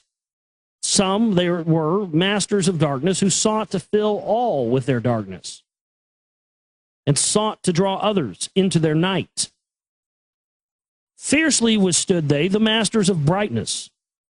Fiercely fought they from the darkness of night. They sought ever to tighten the fetters, the chains that bind men to the darkness of night. Used they always the dark magic, brought into men by the power of darkness. Magic then shrouded man's soul with darkness. Banded together as in order brothers of darkness, they through the ages, antagonist they to the children of men, walked they always secret and hidden, found yet not found by the children of men. Forever they walked and worked in darkness, hiding from the light in the darkness of night. Silently, secretly use they their power, enslaving and binding the souls of men. Unseen they come and unseen they go. Man in his ignorance calls them from below. Dark is the way of the dark brothers. They travel dark of the darkness, not of the light. Traveling over the earth, they walk through man's dreams. Power they have gained from the darkness around them to call other dwellers from out of their plane in ways that are dark and unseen by man. Into man's mind space reach the dark brothers. Around it, they close the veil of their night. There, through its lifetime, that soul dwells in bondage, bound by the fetters of the veil of the night. Mighty are they in the forbidden knowledge. forbidden because it is one with the night. Hark ye, old man, and listen to my warning. Be ye free from the bondage of night. Surrender not your soul to the brothers of darkness. Keep thy face ever turned towards the light. Know ye not, O man, that your sorrow only has come through the veil of the night? Ay, man, heed ye my warning. Strive ever upward. Turn your soul toward the light. The brothers of darkness seek for their brothers, those who travel the pathway of light. For well know they that those who have traveled far towards the sun in their pathway of light have yet another greater power to bind with darkness the children of light. Listen ye, O man, to he who comes to you, but weigh in the balance if his words be of light, because there are many who walk in dark brightness, and yet they are not children of the light. Easy it is to follow their pathway. And so, again, stuff's written by Yoda. Easy it is to follow their pathway. Easy to follow the path that they lead. But yet, oh man, heed ye my warning. Light comes to him who strives. Hard is the pathway that leads to wisdom. Hard is the pathway that leads to the light. Many shall find ye the stones in your pathway, many the mountains to climb towards the light. Yet know ye, O man, to him that overcometh, free will he be of the pathway of light. For ye know, O man, in the end light must conquer, and darkness and night be banished from light. Listen, O man, and heed ye this wisdom. Even as darkness, so is the light. When darkness is banished, and all veils are rended out, there shall flash from the darkness the light. Even as exist among men the dark brothers, so there exists the brothers of light. Antagonists they are of the brothers of darkness, seeking to free men from the night. Powers they have, mighty and potent. Knowing the law, they obey the planets. They work ever in harmony and order, freeing the man's soul from the bondage of night. Secret and hidden they also walk. Known not are they to the children of men. Ever have they fought the dark brothers, conquered and conquering. Time without end, yet always light shall in the end be master, driving away the darkness of night. I, man, know ye this knowing, always beside thee walk with the children of night. Masters they of the sun power, ever unseen, yet the guardians of men. Open to all is their pathway, open to he who will walk in the light. Free are they of dark amenti, free of the halls of where life reigns supreme. Sons are they and lords of the morning, children of the light to shine among men. Like man they are, and yet they are alike, yet divided were they in the past. One have they been in oneness eternal throughout all space since the beginning of time. Up did they come in the oneness with the all one, up from the first space, formed and unformed. Given to man, they have given to man secrets, that he shall guard and protect to him from all harm. He who would travel the path of the master must be free from the bondage of night. Conquer he must the formless and shapeless. Conquer must he the phantom of fear. Knowing must he gain of all the secrets. Travel the pathway that leads through the darkness, yet before him keep the light of his goal. Obstacles great shall meet in his pathway, yet press on in the light of the sun. Hear ye, O man, the sun is the symbol of the light that shines at the end of thy road. Now to thee I give the secrets. Now to meet the dark power. Meet and conquer the fear from the night. Only by knowing can ye conquer. Only by knowing can ye have light. Now I give unto thee the knowledge known to the masters, the knowing that conquers all the dark fears. Use this, the wisdom I give thee, master. Thou shalt be of the brothers of night. When unto thee comes a feeling, drawing thee nearer to the darker gate, examine thine heart and find if the feeling thou hast has come from within. If thou shalt find the darkness thine own thoughts, meaning if those thoughts belong to you, banish them from that place in your mind. Send through your body a wave of vibration, irregular first and regular second, repeating time after time until you are free from that thought. Start the wave force in your brain center, pineal gland. Direct it in waves from your head to your foot. But if you find that your heart is not darkened, be sure that a force is directed to thee. Only by knowing can thou overcome it. Only by wisdom can thou hope to be free. Knowledge brings wisdom, and wisdom is power. Attain, and ye shall have power over all. Seek ye first a place bound by darkness. Place a circle around yourself. Stand erect in the midst of this circle. Use this formula, spell. Formula means spell. Use this formula, and you shall be free. Raise your hands to the dark space above you. Close your eyes and draw in the light. Call to the spirit of light through the space-time, using these words, and you shall be free. So draw a circle around yourself. Close your eyes. Imagine the light coming in and say, fill my body, O spirit of life, fill my body with spirit of light. Come from the flower that shines through the darkness. Come from the halls where the seven lords rule. Name them by name, I, the seven, 1, 3, 4, 5, and 6, 7, 8, 9. By their names I call them to aid me. Free me and save me from the darkness of night. Untanas, Kuteris, Chital, and Goyana, Huartal, Simveta, Ardal. By their names I implore them.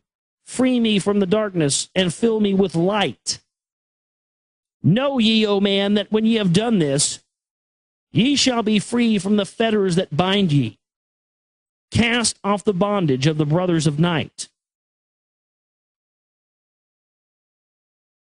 See you not that the names have the power to free by vibration the fetters that bind? Use them at need to free thou yourself, brother, so that he too may come forth from the night. Thou, O man, art thy brother's helper. Let him not lie in the bondage of night. Now unto thee give I my magic. Take it and dwell on the pathway of light. Light unto thee, life unto thee, sun may thou be on the cycle above. So we have a little incantation there. How to free yourself from the bondage of night. Pretty interesting stuff there. Wow. Man, oh man, oh man. I definitely felt some energy shift when I was reading that right now. I don't know if you felt that, but I certainly did. That was pretty powerful. Kind of go in a zone when you're reading this, man. It's strange. You're kind of like, you kind of, you really do. You kind of feel like, I don't know, you just kind of go in a trance. You're kind of on autopilot when you're reading this. It's a very interesting thing. Very interesting experience. We're going to leave there, tablet number 6 tonight. That's the end of tablet number 6. We'll pick up next time on the broadcast with tablet number 7, which is rightly so called the Seven Lords. The Seven Lords. So that should be in tablet number 7, the Emerald Tablets of Thoth. Hark ye, old man, and listen to my voice. Open thy mind, space, and drink of my wisdom. Dark is the pathway of life that you travel. Many the pitfall that lie in your way. Seek you ever to gain greater wisdom. Attain it, and it shall be light on your way. Open your soul, O man, to the cosmic, and let it flow in as one with your soul. Light is eternal, and darkness is fleeting. Seek ye ever, O man, for the light. Know ye that ever as light fills the being, darkness for thee shall soon disappear. Open your souls to the brothers of brightness. Let them enter and fill thee with light. Lift up your eyes to the light of the cosmos. Keep thou ever thy face to the goal. Only by gaining the light of all wisdom art thou one with the infinite goal. Seek ye ever the oneness eternal. Seek ever the light into one. Hear ye, O man, list to my voice, singing the song of light and life. Throughout all space, light is prevalent, encompassing all with its banners, its flames. Seek ye forever in the veil of the darkness. Somewhere you shall surely find light. Hidden and buried, lost to man's knowledge. Deep in the finite, the infinite exists. Lost but existing, flowing through all things, living in all is the infinite brain. In all space, there is only one wisdom. Through seeming decided, it is one in the one. All that exists comes forth from the light, and the light comes forth from the all. Everything created is based upon order. Law rules the space where the infinite dwells. Forth from the equilibrium came the great cycles, moving in harmony toward infinity's end. Know ye, O man, that far in the space-time, infinity itself shall pass into change. Hear ye and listen to the voice of wisdom. Know that all is of all evermore. Know that through time thou may pursue wisdom and find ever more light on the way. Know that through time thou may pursue wisdom and find ever more light on the way. Aye, thou shalt find that ever receding, thy goal shall elude thee from day to day. Long time ago in the halls of Amenti, I, Thoth, stood before the lords of the cycles. Mighty they in their aspects of power, mighty they in their wisdom unveiled. Notice how they keep referring to time, the cycles of time as cycles. That's what they refer to them as in Tron, the new Tron movie as well. The cycles haven't been kind to us, have they? Instead of saying the years haven't been kind to us. Led by the dweller, first did I see them, but afterwards free was I of their presence, free to enter their conclave at will. Oft did I journey down the dark pathway into the hall where the light ever grows. Learned I of the masters of cycles, wisdom brought from the cycles above. Manifest they in this cycle as guides of man to the knowledge of all. 7 are they, mighty in power, speaking these words through me to men. Time after time stood I before them, listening to words that came not with sound. They communicated telepathically. That's interesting. So etherical light beings that live inside of the earth that communicate telepathically. That sounds, very close to extraterrestrials, doesn't it? That's probably what extraterrestrials really are. They're probably just inner earth beings. When they manipulate dimensions and frequencies and they come up here and they're doing tests on us and everything else. That's probably what it is. The aliens probably don't even come from outer space. They probably come from inner space. That'd probably be the kicker of the whole thing. I'm not saying that's 100% the case. I'm just saying, if it was, it would just be like one of those things like, well, yep, I should have fucking known that. Could have expected that with everything else.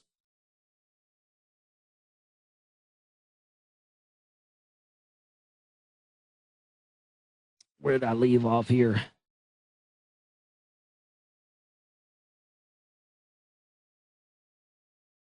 Once said they unto me, O man, wouldst thou gain wisdom? Seek for it in the heart of the flame. Wouldst thou gain knowledge of power? Seek ye it in the heart of the flame. Wouldst be one with the heart of the flame? Seek then within thy own hidden flame. Many the times spoke they to me, teaching me wisdom not of this world, showing me ever new paths to brightness, teaching me wisdom brought from above, giving knowledge of operation, learning of law, the order of all. Spoke to me again the seven, saying from beyond time that we come, O man, traveled we from beyond space-time, aye, from the place of infinity's end. When ye and all of thy brethren were formless, formed forth were we from the order of all. Not as men are we, though once we too were as men. Out of the great void we were formed forth in order by law. For know ye that which is formed truly is formless, having form from only having only form to thine eyes, meaning things that you think have form actually don't have form, but you just think they do because your eyes trick you into telling you. That's a glaring omission for an old text right there. That's pretty much the Matrix right there.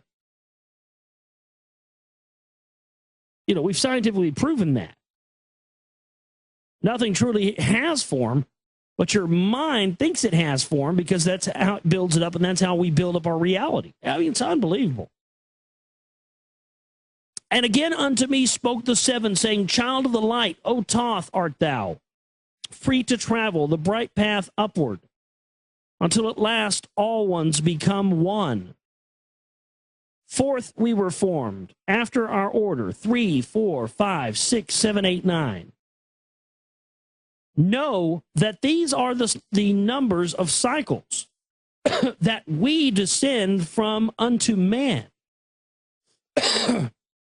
Each here having a duty to fulfill, each having a force to control. Yet are we one with the soul of our cycle, yet are we two seeking a goal far beyond man's conception. Infinity extends into a greater than all. There, in a time that is yet not a time, we shall all become one with a greater than the all. Time and space are moving in circles. Know ye their law, and ye too shall be free. Aye, free shall ye be to move through the cycles, and pass the guardians that dwell at the door. Then to me spoke he of 9. There's that number again for our listener earlier. Then to me he spoke of 9, saying, Aeons and eons have I existed, knowing not life and tasting not death. For know ye, O man, that far in the future, life and death shall be one with the all. Each so perfected by balancing the other that neither exists in the oneness of all. In men of this cycle, the life force is rampant, but life in its growth becomes one with them all. Here I manifest in this your cycle, but yet I am there in your future of time. Yet to me, time exists not, for in my world, time exists not, for we are formless. Life have we, but not yet, we do not yet have existence. Fuller and greater and freer than thee. Yeah, these are etherical entities. They don't have physical plane bodies. You got to be real careful of those type of things. They're hucksters. They're tricksters. They'll trick you into, getting them to let them inhabit in your fucking body. That's what that sounds like. Man is a flame bound to a mountain. Right. That's what the Rosicrucians believe as well. Man is a flame bound to a mountain. Meaning our soul is a fire that burns, and the life force, the energy burns within us. And if you try to burn down a mountain with fire, you're not going to get very far. But we in our cycle shall ever be free. Know ye, O man, that when ye have progressed into the cycle that lengthen above, life itself will pass to the darkness, and only the essence of your soul shall remain. Then to me spoke the Lord of the eight, saying, all that ye know is but part of a little. Not as yet have you touched on the great. Far out in space where light being supreme came I into the light. I told you they were light beings. Formed was I also, but not as you are. Body of light was my formless form formed. Know I not life, and know I not death, yet master am I of all that exists. Seek you to find the path through the barriers, travel the road that leads to the light. Spoke again to me the nine, saying, seek ye to find the path to beyond. Not impossible it is to grow to a consciousness above. For when two have become one, and one has become the all, know ye the barrier has lifted, and ye are made free of the road. Grow thou from form to the formless, free may thou be of the road. Thus through the ages I listened, learning the way to the all. Now lift I my thoughts to the all thing. Listen ye and hear when it calls. O light all-pervading, one with the all and all with the one, flow thou to me through the channel, enter thou so that I may be free. Make me one with the all soul, shining from the blackness of night. Let me be of all space-time, free from the veil of the night. I, a child of light, command, free from the darkness to be. Formless am I to the light soul, formless, yet shining with light. Know I the bonds of the darkness must shatter and fall before light. Now give I this wisdom. Free may you be, O man, living in light and in brightness. Turn not your face from the light. The soul dwells in realms of brightness. Ye are a child of the light. Turn thy thoughts inward, not outward. Find thou the light soul within. Know that thou art the master. All else is brought from within. Grow thou to realms of brightness. Hold thou thy thought on the light. Know thou art one with the cosmos, a flame and a child of the light. Now to thee I gave warning. Let not the thought turn away. Know that the brightness flows through the body, and turn not to the dark brothers, that comes from the brothers of black. But keep thy eyes ever lifted, and thy soul in tune with the light. Take you this wisdom and heed it. Listen to my voice and obey. Follow the pathway to brightness, and thou shalt be one with the way. Well, that concludes tablet number 7 of the Emerald Tablets of Thoth. The next tablet will be tablet number 8, the Key of Mystery. So we'll pick up there next time on the broadcast. I wanted to mention, a listener had pointed out to me, I haven't seen this yet. I do watch this show every week, even though, oh my God, last week it was total disinfo buffet. The past few has, it's getting worse and worse. Ancient Aliens, disinfo buffet all over the place on that one. Sexy woman. But they didn't let Hatcher Children say a couple of words on the last one, Freemason galore. But I want to mention, one of my listeners said that on this week's episode of Ancient Aliens, they actually talk about the Brotherhood of the Snake. Now, That may not seem like a big deal to everybody out there. But those of you who've been listening to my show since 2008 know that in 2008, I started doing, I mean, there's tons of shows. They're all over YouTube. I play them here. I started heavily getting into the Brotherhood of the Snake and really was one of the first people to really bring that out and talk about that. The Saurian has talked about it as well. But now they're trotting this out on Ancient Aliens. And I'm just wondering, that really was considered like taboo, weird, strange info, even in the alleged truth movement, folks. Even in the research community, it was considered weird to talk about that back in like 2008. And so I'll definitely let you guys know. Keep posted. Check that out. It'll probably be up on BitTorrent pretty soon or something. So I'll give you the full report. But that's our show for tonight. I want to thank everybody for tuning in. TheGlobalReality.com is our website. Please help us. The key of mystery from the Emerald Tablets of Thoth.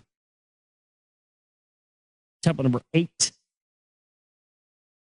Unto thee, O man, have I given my knowledge. Unto thee have I given of light. Hear ye now and receive my wisdom brought from space planes above and beyond. Well, right there, he tells you where it comes from, doesn't he?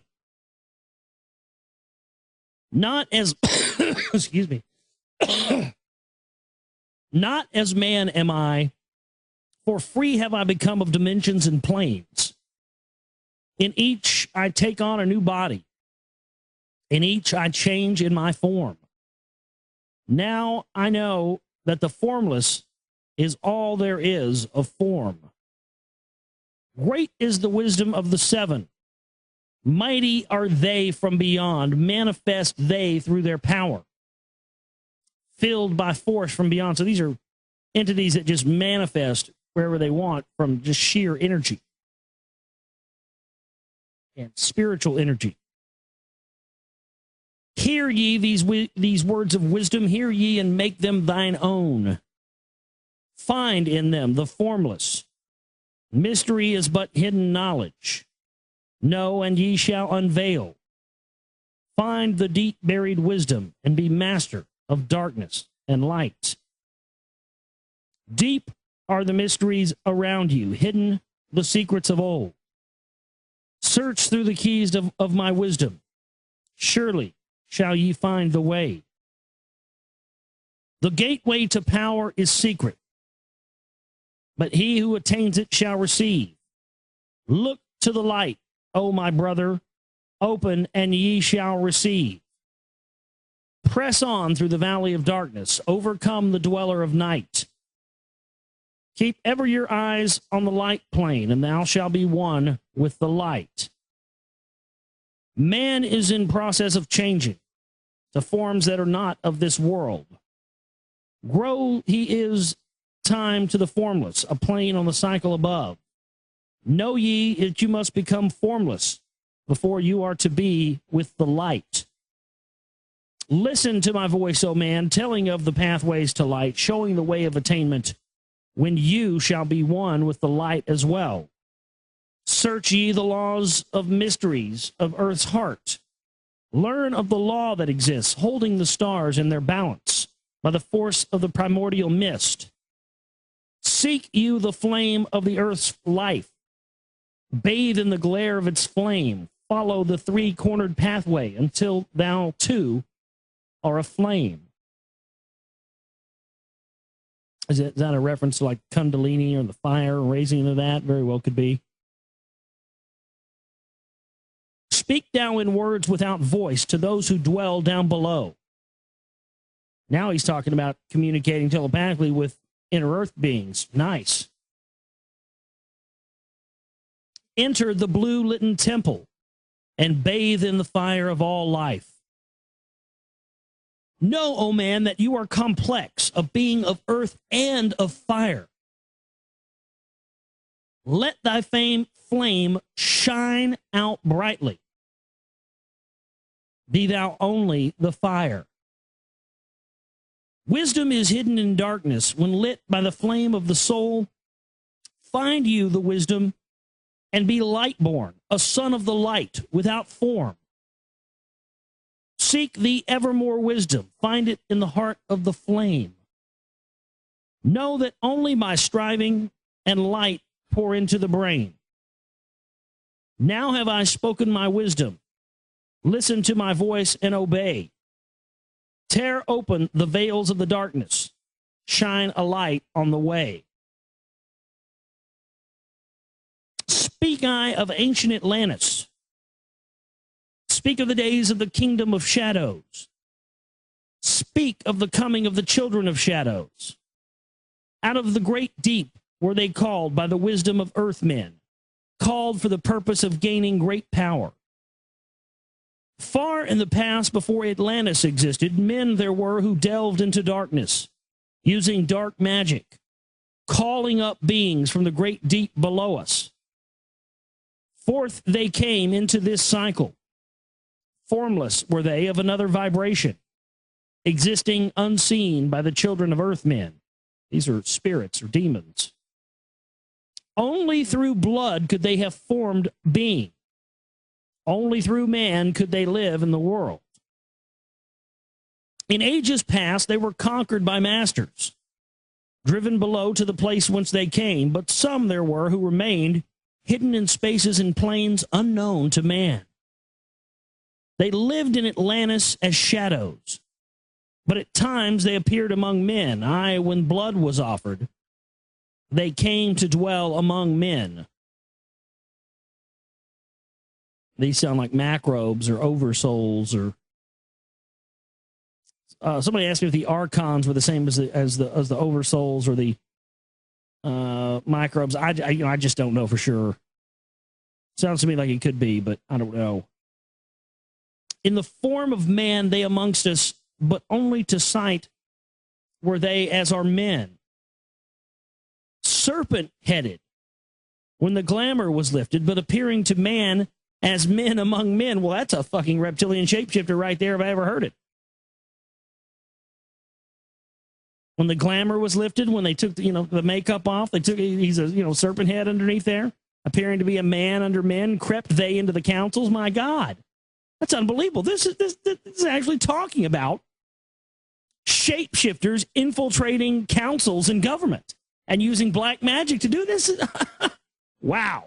Yeah, I didn't know this was in here. I mean, that's a glaring thing right there. I mean, that makes me all the more interested in the alleged 2 tablets they say we're not ready for or we can't handle. Man, how do we get our hands on that? In the form of man, they amongst us, but only to sight were they as men. So only when you looked at them, only to sight were they as men. Only when you looked, I didn't get that the first time. When you looked at them, you thought they were a man. But when you take all that away, they were serpent-headed underneath. That's a shapeshifter. There's no question. They crept into the councils, taking forms that were like unto men, slaying by their arts the chiefs of the kingdoms, taking their form and ruling over man. So they went in and slaughtered the chiefs and the rulers and made themselves look like them and assumed total control. That doesn't sound too far off to the truth. Historically, as far as my research shows, I mean, really, trace back these bloodlines and how these, I'm looking at Merovinius, Meravi, and oh man, that's just a little unbelievable right there. That this is, coming from ancient texts or ancient tablets. That's really hard to believe. I'm not saying I don't believe it. I'm just saying that's just unbelievable stuff. Because my research does. I mean, yeah, that's the people that are in power got it by deceit and by being fucking snakes in the grass.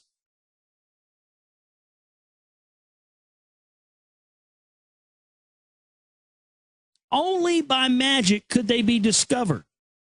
Only by sound could their faces be seen. Only by sound. So certain frequencies must allow you to be able to see what these shapeshifters really look like. That's interesting. I always thought that may be the case.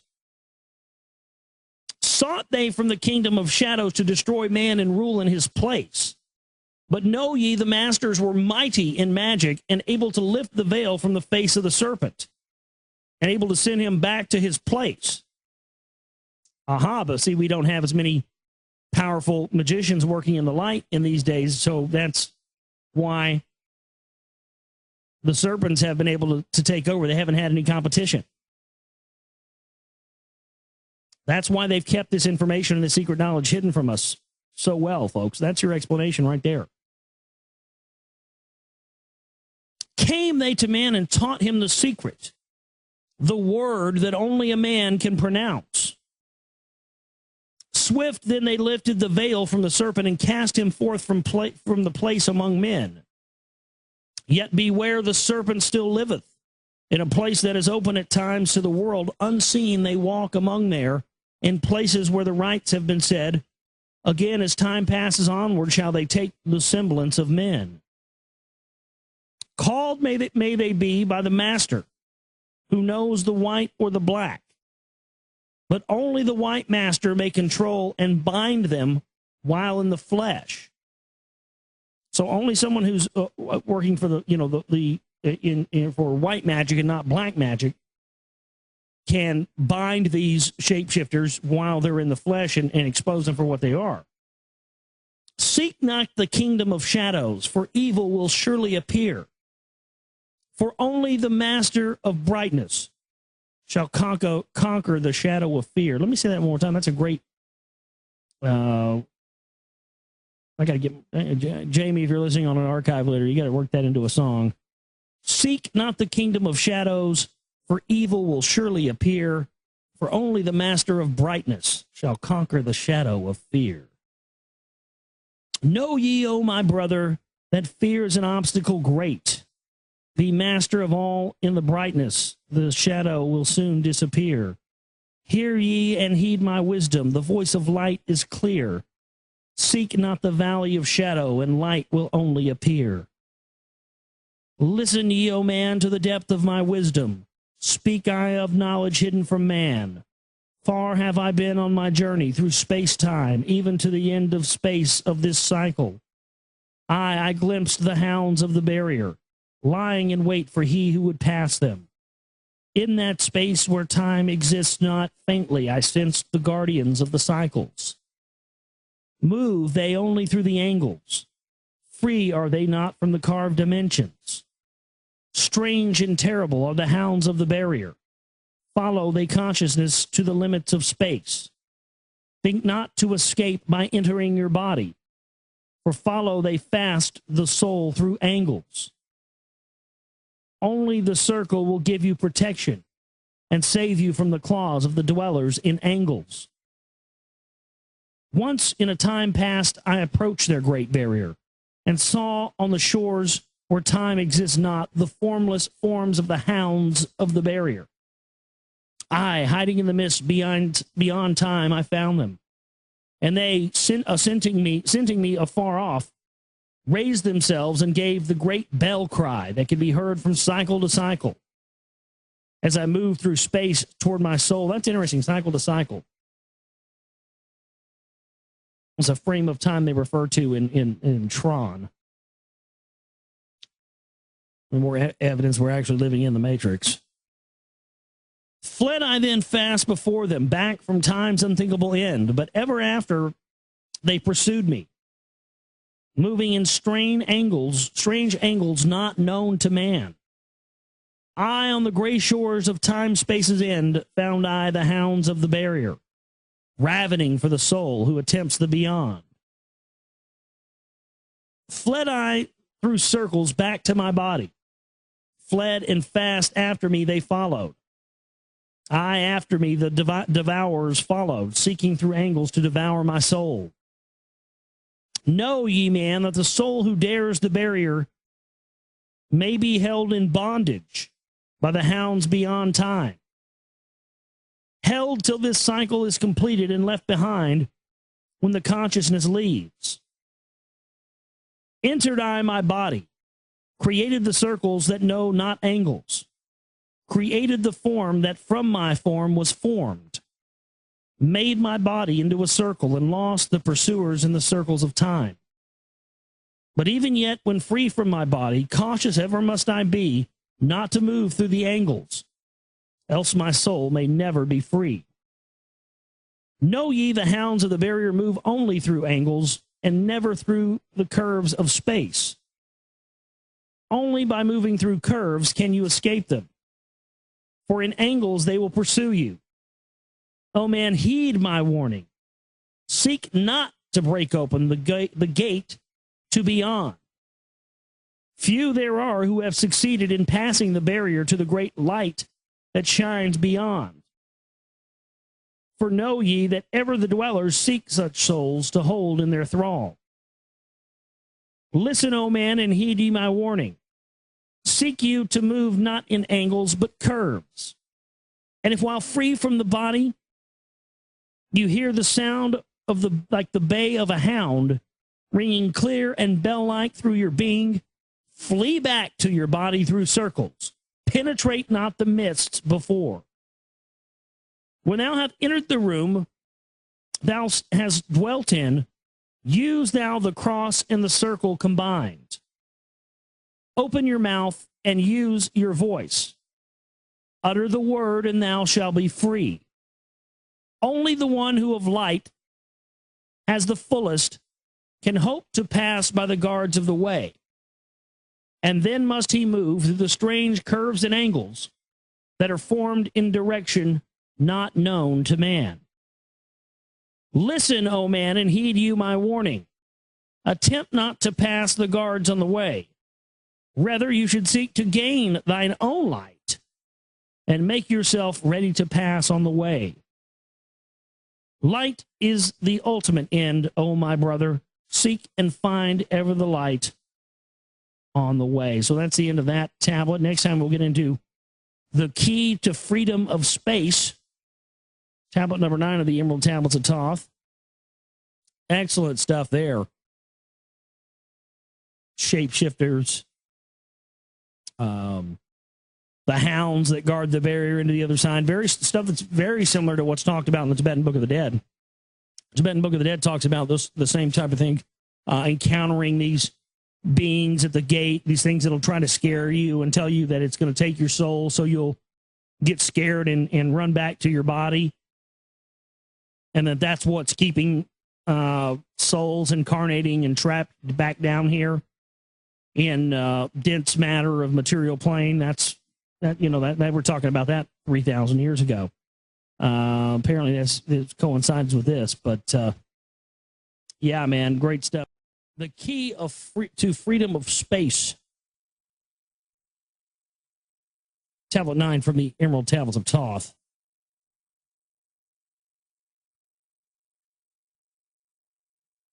List ye, O man, hear ye my voice. Teaching of wisdom and light in this cycle. Teaching ye how to banish the darkness. Teaching ye how to bring light into thy life. Seek ye, O man, to find the great pathway that leads to eternal life as a sun, S-U-N. Draw ye away from the veil of darkness. Seek to become a light in the world.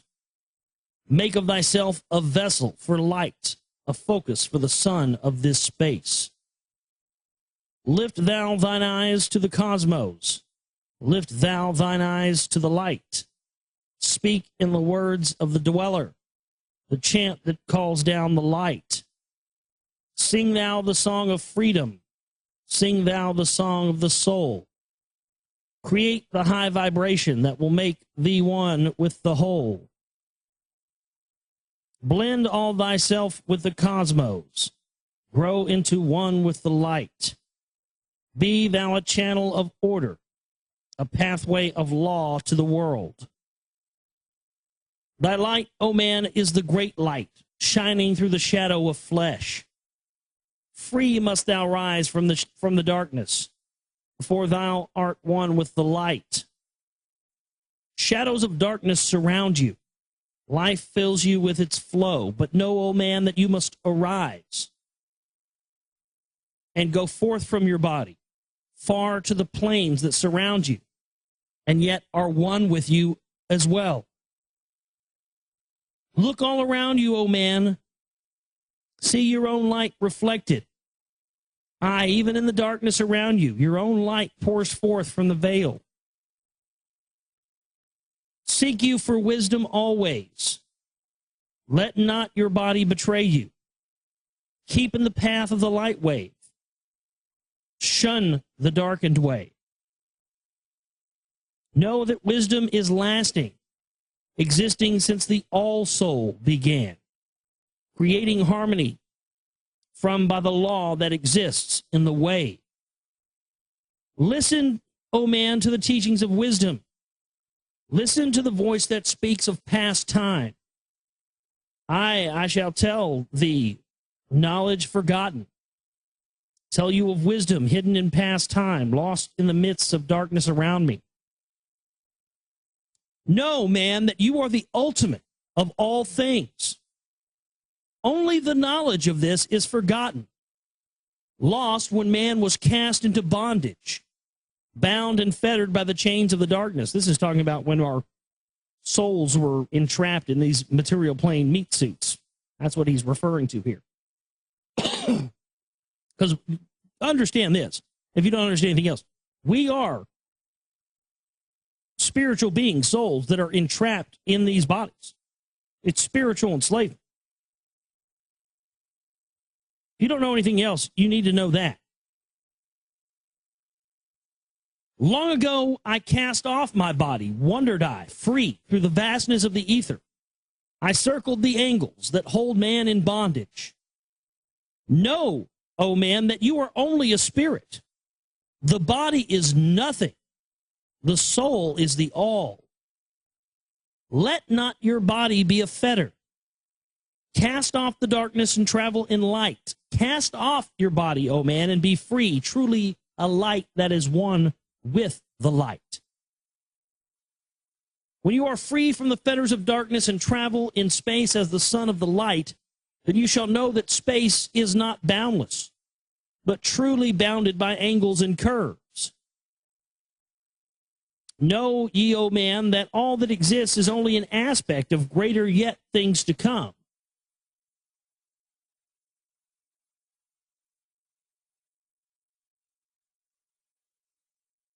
Matter is fluid and flows like a stream, constantly changing from one thing to another. All through the ages has knowledge existed. Never has it been changed, though buried in darkness. Never has it been lost, although forgotten by man. Know you that throughout the space that you dwell in, others are as great as your own, interlaced through the heart of your matter, yet separate in a space of their own. Once at a time long forgotten, I, Thoth, opened the doorway and penetrated into the other spaces and learned of the secrets concealed. Deep in the essence of matter are many mysteries concealed. 9 are the interlocked dimensions, and 9 are the cycles of space. 9 are the diffusions of consciousness, and 9 are the worlds within worlds. 9 are the lords of the cycles that come from above and below. Space is filled with concealed ones, for space is divided by time. Seek you the key to the time-space, and you shall unlock the gate. Know that throughout the time-space, consciousness surely exists.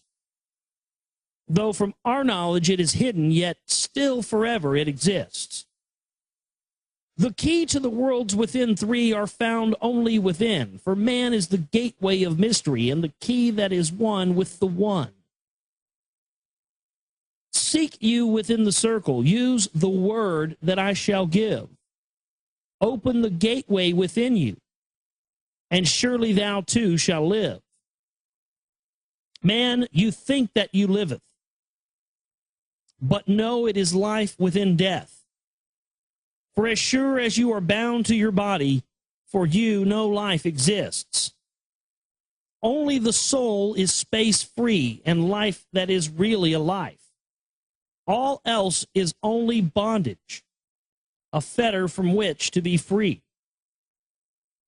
Think not that man is earth-born, though come from the earth that he may be.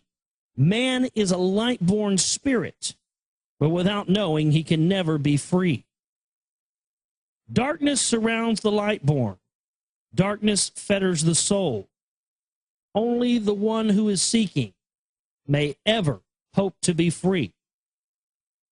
Shadows around thee are falling. Darkness fills all the space. Shine forth, O light of the man-soul. Fill thou the darkness of space. You are the son of the great light.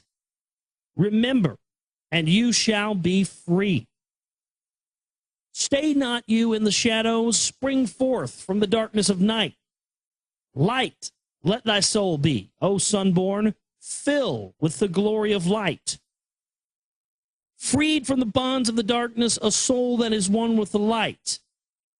You are the key to all wisdom. Within you is all time and space. Live not in the bondage to darkness. Free you are, light form from night. Great light that fills all the cosmos, flow thou fully to a man. Make of his body a light torch that shall never be quenched among men. Long in the past sought I wisdom, not knowledge known to man. Far to the past I traveled into the space where time began.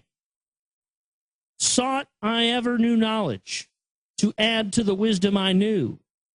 Yet only I found did the future hold the key to the wisdom that I thought. Down to the holes of Amenti I journeyed the greater knowledge to seek. I asked of thee, the lords of the cycles, the way to the wisdom I sought. I asked the lords this question: where is the source of the all? Answered in tones that were mighty, the voice of the Lord of the Nine said, free thy soul from thy body, and come forth with me to the light. Forth I came from my body, a glittering flame in the night. I stood before the Lord, bathed in the fire of life. Seized I was then by a force, great beyond knowledge of man.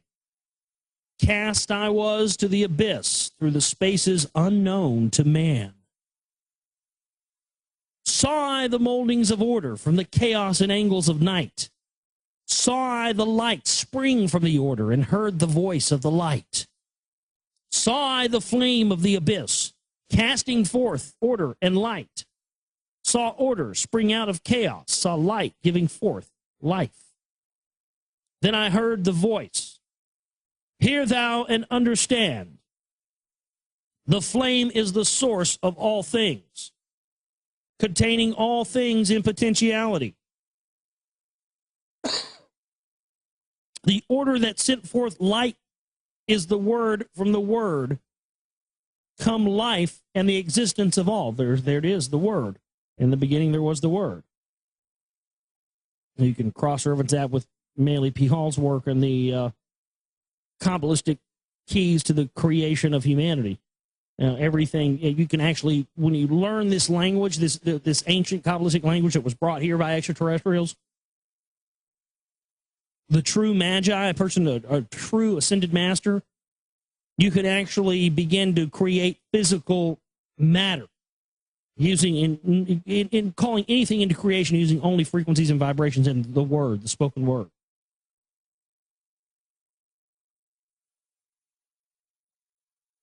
And again spoke the voice, saying, the life in you is the word. Find the life within you and have the powers to use the word. Long I watched the light flame pouring forth from the essence of fire, realizing that life but order, and that man is one with the fire. Back I came to my body, stood again with the nine, listened to the voices of the cycles, vibrate with powers, they spoke. Know ye, O Thoth, that life is but the word of the fire. The life forth you seek before thee is but the word in the world as a fire. Seek ye the path to the word, and powers shall surely be yours. Then I asked of the nine, O Lord, show me the path, Give me the path to the wisdom. Show me the way to the word. Answered me then the Lord of the Nine, through order you shall find the way. Saw you that the word came from chaos? Saw you not that light came from the fire? Look in your life for this order. Balance and order your life. Quell all the chaos of the emotions, and thou shalt have order in life. Order brought forth from chaos will bring the word of the source, will thee the power of cycles, and make of thy soul a force that free will extends through the ages, a perfect sun from the source. I listened to the voice and deeply thanked the words in my heart. Forever have I sought for order, that I might draw on the word. Know ye that he who attains it must ever in order be for use of the word through this order, has never and never can be. Take ye these words, O man, as part of your life. Let them be. Seek thee to conquer this order, and one with the word you shall be. Put forth your effort in gaining light on the pathway of light and life. Seek to be one with the sun state. Seek to be solely the light. Hold thou thought on the oneness of light with the body of man. Know that all is order from chaos, born into light. So that's the end of tablet number 9, the Emerald Tablets of Thoth. Amazing stuff there. Really getting to the origins of creation. And see, this really is some of the deeper stuff here, is that the real secret, one of the really big secrets that the priest class and the secret societies of this hold is that if we are not restricted, if we're not dumbed down, if we're not lied to and just not given all the facts, then humans really are in the state we're in right now. We're really not worth a fuck that much. Because the flip side of that is if mankind really finds out where they are, wow, well, you never need a power structure ever again. Because we have the ability to be gods. We have the ability to do what things that we're told only gods can do. And the suppression of this is what the entire power structure and the religious structure and world power structure is based on. And that's one of the things that I think is important here with my work and what we do, is trying to make people aware of that. I mean, everybody always wants to know what the solution is. That's what I've identified for the past couple of years as being the solution. Learning how to use this stuff that they use against us and turn it right back and use against on them. That doesn't require you to join a militia or a bug-out bunker or anything else. But they're playing hardball, and it's time we start playing back. And we can do that through using these ancient teachings against them in the same way they've used them against us. All right, tonight we are reading The Key of Time, tablet number 10 from the Emerald Tablets of Thoth. I'd like to get into that for you now without further ado. Listen ye, oh man. See, I want to be clear. Some of this stuff, it's like, it's old-timey speak, so I'm altering a little bit, kind of like what I did when I read Gods of Eden or Lost Book of Enki, stuff like that, so make it translate a little bit better, Listen ye, O man, take of my wisdom. Learn of his deep hidden mysteries of space. Learn of the thought that grew in the abyss, bringing order and harmony in space.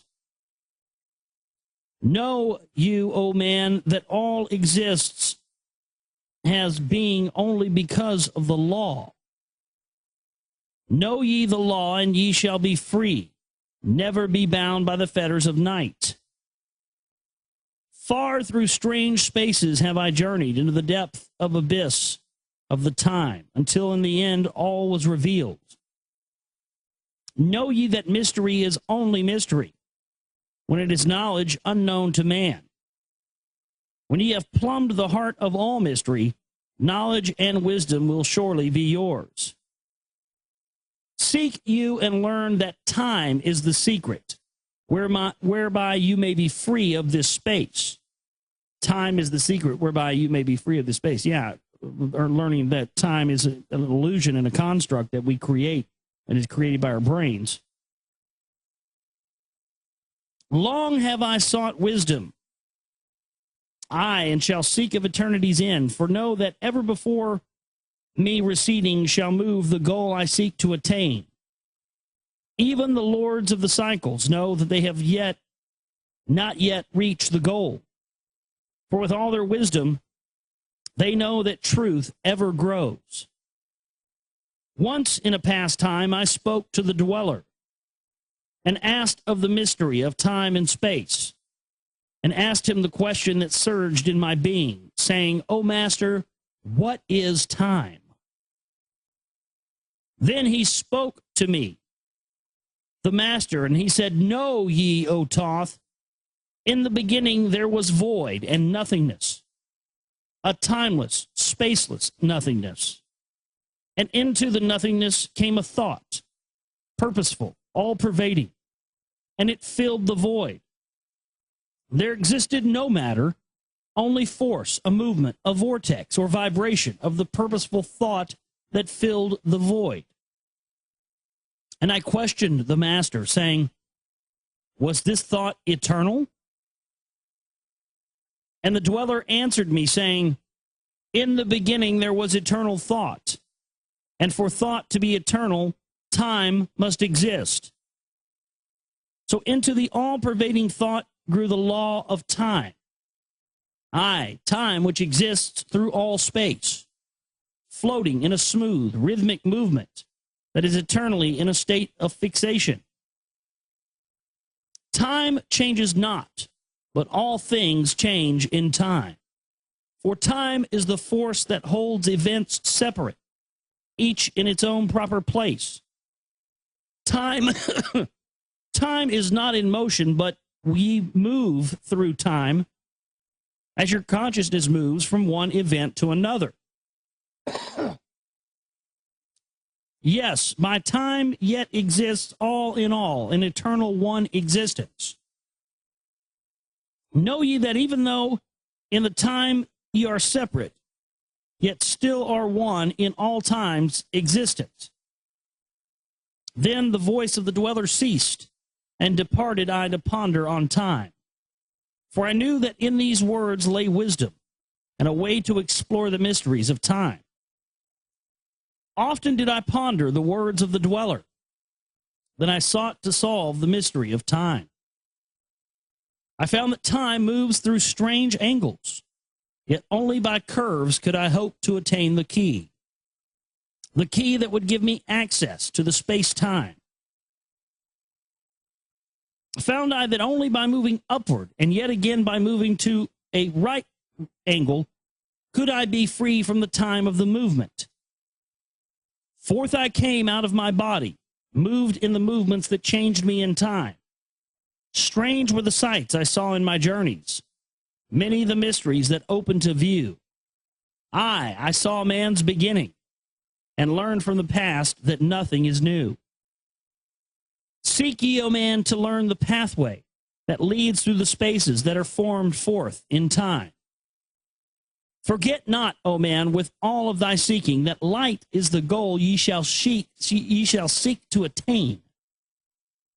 Search you for the light on the pathway, and ever for you the goal shall endure. Let not your heart ever turn to darkness.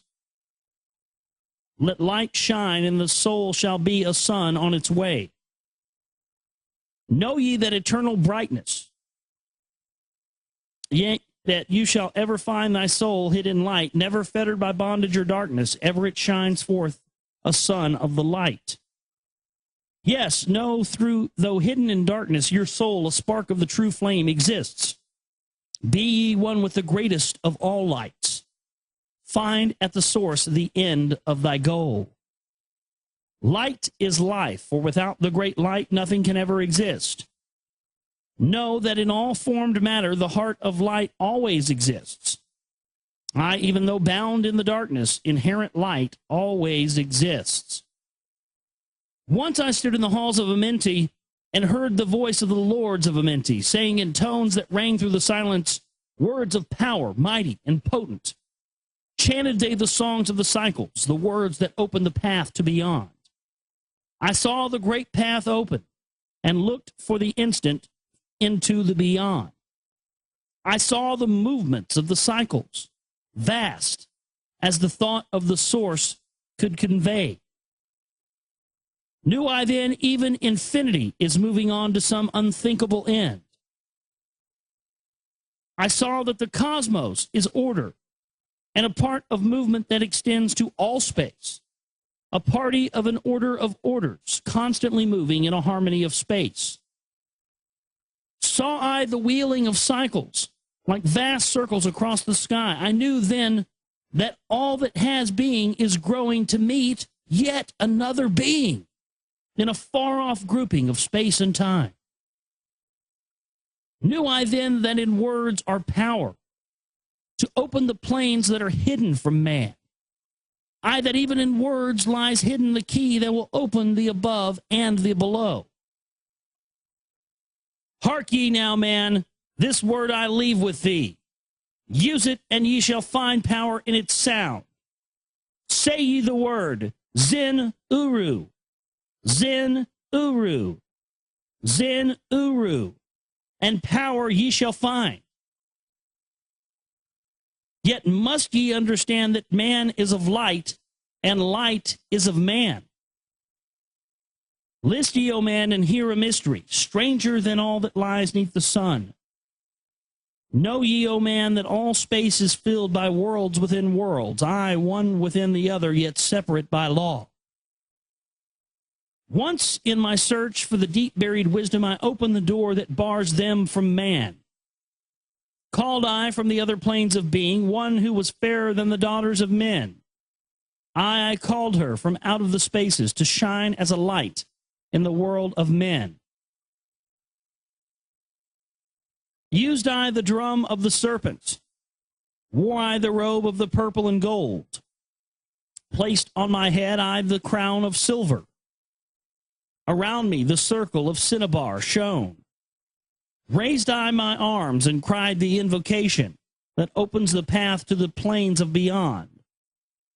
Cried I to the lords of the signs in their houses, lords of the two horizons, watchers of the treble gates. Stand ye one at right and one at the left, as the star rises to its throne and rules over his sign. I, thou dark prince of Arulu, open the gates of the dim hidden land and release her whom ye keep imprisoned. Hear ye, hear ye, hear ye, dark lords and shining ones. Well, shining ones, yeah, we know you're talking about extraterrestrials here. And by their secret names, names which I know and can pronounce, hear ye and obey my will. Lit I then with flame my circle and called her in the space plains beyond. Daughter of light returned from Arulu. 7 times and 7 times have I passed through the fire. Food I have not eaten, water I have not drunk. I call thee from Arulu, from the realms of Ereshkigal. I summon thee, Lady of Night. Well, there you go, Ereshkigal. That's Anunnaki. So any of you that were doubting the connection between Thoth and the Anunnaki ever, which I've heard people do, there you go. Then before me rose the dark figures, I, the figures of the lords of Arulu. Parted they before me, and forth came the Lady of the Light. Free was she now from the lords of the night, free to live in the light of the earth sun, free to live as a child of the light. Hear ye and listen, O my children. Magic is knowledge, and only is law. Be not afraid of the power within thee, for it follows law as the stars in the sky. Know ye that to be without knowledge, wisdom is magic and not of the law. But know ye that ever ye by your knowledge can approach closer to a place in the sun. List ye, my children, follow my teaching. Be ye ever seekers of light. Shine in the world of men all around thee, a light on the path that shall shine among men. Follow ye and learn of my magic. Know that all force is yours if you will it. Fear not the path that leads to knowledge, but rather shun the dark road. Light is yours, O man, for the taking. Cast off the fetters, and thou shalt be free. Know that your soul is living in bondage, fettered by fears that hold you enthralled. Open thy eyes and see the great sunlight. Be not afraid of all, for all is your own. Fear is the lord of the dark Arulu, to he who never faced the dark fear. Know that fear has an existence created by those who are bound by their fears. Shake off the bondage, O children, and walk in the light of the glorious day. Never turn your thoughts to the darkness, and surely you shall be one with the light. Man is only what he believeth, a brother of darkness or a child of the light. Come through into the light, my children. Walk in the pathway that leads to the sun. Hark ye now and listen to the wisdom. Use thou the word I have given unto thee. Use it, and surely thou shalt find power and wisdom, and light to walk in the way. Seek thee and find the key I have given, and ever shalt thou be a child of the light. That concludes tablet number 10 of the Emerald Tablets of Thoth. The next tablet will be tablet number 11, the key to above and below. And so that's what we'll pick up next time on the show. Yeah, man. Well, again, it's just amazing how much stuff makes sense with a lot of things you've already researched when you read these things.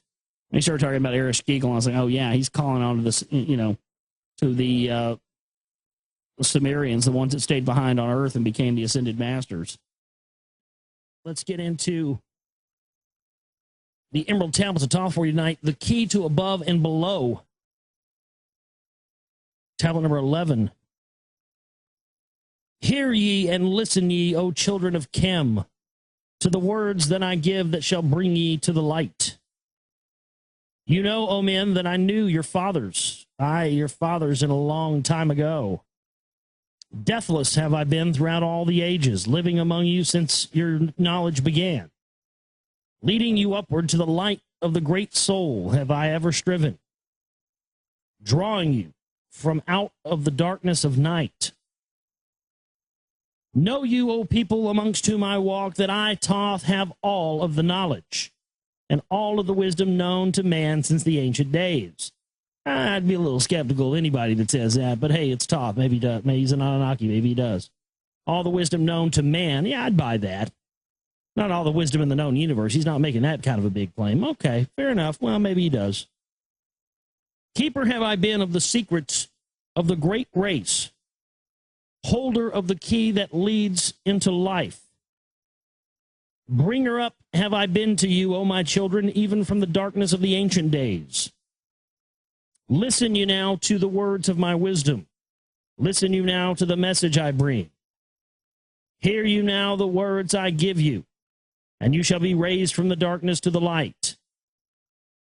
Far in the past, when I first came to you, found I you in the caves of rocks. I lifted you by my power and wisdom, until you did shine as men among men. I found you without any knowing. Only a little were you raised beyond beasts. Fanned I ever the spark of your consciousness, until at last you flamed as men. Now shall I speak to your knowledge, ancient beyond the thought of the race. Know you that we of the great race had and have knowledge that is more than man's. Wisdom we gained from the star-born races, wisdom and knowledge far beyond man. Down to us had descended the masters of wisdom, as far beyond us as I am from thee. Listen you now while I give you the wisdom. Use it, and you shall be free. Know that in the pyramid that I built are the keys that show all the way of life. Draw a line from the great image that I built. That would be the Sphinx. To the apex of the pyramid, built as a gateway. You guys taking notes on this? Get a pen. Somebody hadn't done this already. I'm sure they have, but we'll get somebody to do it too. You got that pen yet? All right, get something to write on. Okay, draw a line from the great image I builded, which is the Sphinx. Draw a line from the Sphinx to the apex of the pyramid built as a gateway. Draw another opposite line in the same angle and direction. Dig there and find that which I have hidden. You shall find the underground entrance to the secrets hidden before you were men. Now ye, I know the mystery of the cycles that move in movements that are strange to the finite. For infinite are they beyond knowledge of man. Know ye that there are 9 of the cycles, 9 above and 14 below, moving in harmony to the place of joining that shall exist in the future time. Know you that the lords of the cycles are units of consciousness sent from the others to unify this with the all. Highest are they of the consciousnesses of all the cycles working in harmony with the law. Know that they in time will all be perfected, having none above and none below, but all one in a perfected infinity, a harmony of all in the oneness of all. Deep beneath the earth's surface in the halls of Amente sit the 7, the lords of the cycles. I and another, the Lord from below. Yet know thee that in infinity there is neither above nor below, but ever there is and ever shall be, oneness of all when it is all complete. Often have I stood before the lords of the all, often at the front of their wisdom, and have drunken and filled both my body and soul with their light. Spoke they to me and told me of the cycles, and the law that gives them the means to exist. I spake to the great Lord of 9, saying, O Thoth, great are ye among earth children, but mysteries exist of which you know not. You know that you came from a space-time below this, and you know that ye shall travel to a space-time beyond. But little you know of the mysteries within them. Little you know of the wisdom beyond. Know you that you as a whole in this consciousness are only a cell in the process of growth. The consciousness below thee is ever expanding in different ways from those known to you. I, though in space-time below you, is ever growing in ways that are different from those that were a part of the ways of your own. Know that it grows as a result of your growth, but not in the same way that thou didst grow. The growth that thou had and have in the present have brought into being a cause and effect. No consciousness follows the path of those before it, else all would be repetition and in vain. Each consciousness in the cycle it exists in follows its own path to the ultimate goal. Each plays its part in the plan of the cosmos. Each plays its part in the ultimate end. The farther the cycle, the greater its knowledge and ability to blend the law of the whole. Know you that in the cycles below us are working the minor parts of the law, while we of the cycle that extends to infinity take care of the striving and build the greater law. Each of his own part to play in the cycles, each has his own work to complete in his way. The cycle below you is not yet below thee, but only formed for a need that exists. For know that you that in the fountain of wisdom that sends forth the cycles is eternally seeking new powers to gain. Ye know that knowledge is gained only by practice, and wisdom comes forth only from knowledge, and thus are the cycles created by law. Means are they for gaining of knowledge, for the plane of law that is the source of all. The cycle below is not truly below, but only different in space and in time. The consciousness that is working there are testing lesser things than those that you are.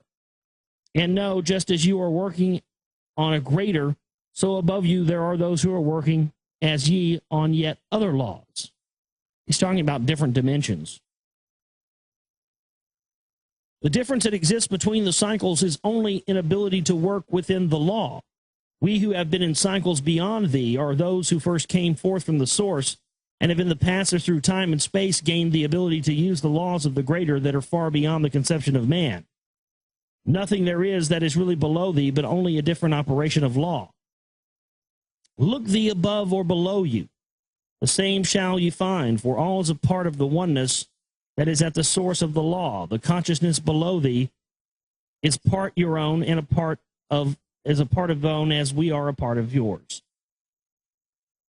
Ye as a child had not the knowledge that came to you when you became a man. Compare you the cycles to man in his journey from birth unto death, and see in the cycle below thee the child, with the knowledge he has. And see yourself as the child grown older, advancing in knowledge as time passes on. See ye we also the child grown to manhood, with the knowledge and wisdom that came with the years. So also, O Thoth, are the cycles of consciousness, children in different stages of growth, yet all from the one source, the wisdom, and all to the wisdom returning again. Ceased then he from speaking, and sat in the silence that comes to the Lord's. Then again spoke he unto me, saying, O Thoth, long have we sat in Amenti, guarding the flame of life in the halls, yet no, we are still a part of our cycles, with our vision reaching unto them and beyond them. I know we that of all nothing else matters except the growth we can gain with our soul. Know we that the flesh is fleeting, that things men count great are nothing to us. The things we seek are not of the body, but are only the perfected state of the soul.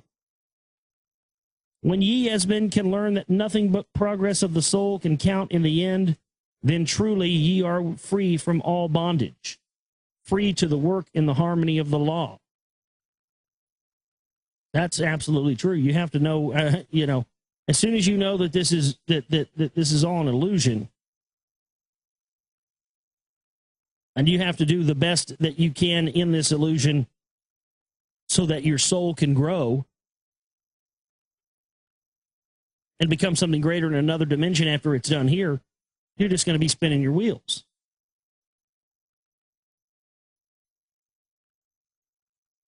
Know, O man, that you should aim at perfection, for only thus can you attain the goal. That you should know that nothing is perfect, yet it should be the aim of the goal. So even though nothing is perfect, you should always shoot for perfection of the soul, and that comes to perfection of the soul comes to enlightenment and all this other stuff. Ceased again the voice of the nine, and into my consciousness the words had sunk. Now seek I ever more wisdom, that I may be perfected in the law with the all. Soon I go down to the halls of Amenti, to live beneath the cold flower of life. Ye whom I have taught shall never more see me, yet live I forever in the wisdom I taught. All that man is because of wisdom. All that he shall be is the result of his cause. Listen ye now to my voice, and become greater than common man. Lift your eyes upward. Let light fill your being. Be thou ever children of light. Only by effort shall you grow upward to the plane where the light is the all of the all. Be you the master of all that surrounds you. Never be mastered by the effects of your life. Create more than ever perfect causes, and in time thou shalt be a son of the light. Let your soul soar free ever upward, free from the bondage and the fetters of night. Lift your eyes to the sun in the sky space. For you, let it be a symbol of life. Know that you are the greater light, perfect in your own sphere, when you are free. Look not ever into the blackness. Lift up your eyes to the space above. Free, let your light flame upward, and you shall be called a child of the night. The law of cause and effect will be our next part that we'll be getting into. Tablet, that'll be tablet 13, or tablet 12, rather. The law of cause and effect, we'll get into that next time on the broadcast. Yeah, good stuff there. Multiple dimensions and really talking about the need to grow in your different incarnations so that you can attain different experiences in higher and higher realms. That's really, I think, what we're all here for. The different dimensions exist of different planes of reality that we go, we go through levels of.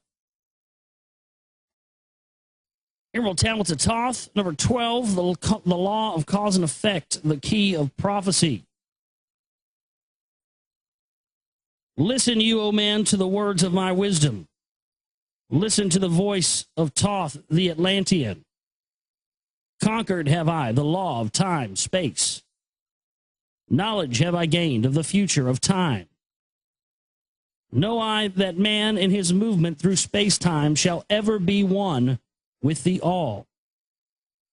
Know ye, O man, that all of the future is an open book to him who can read. All effect shall bring forth its causes, as all effects grew from the first cause.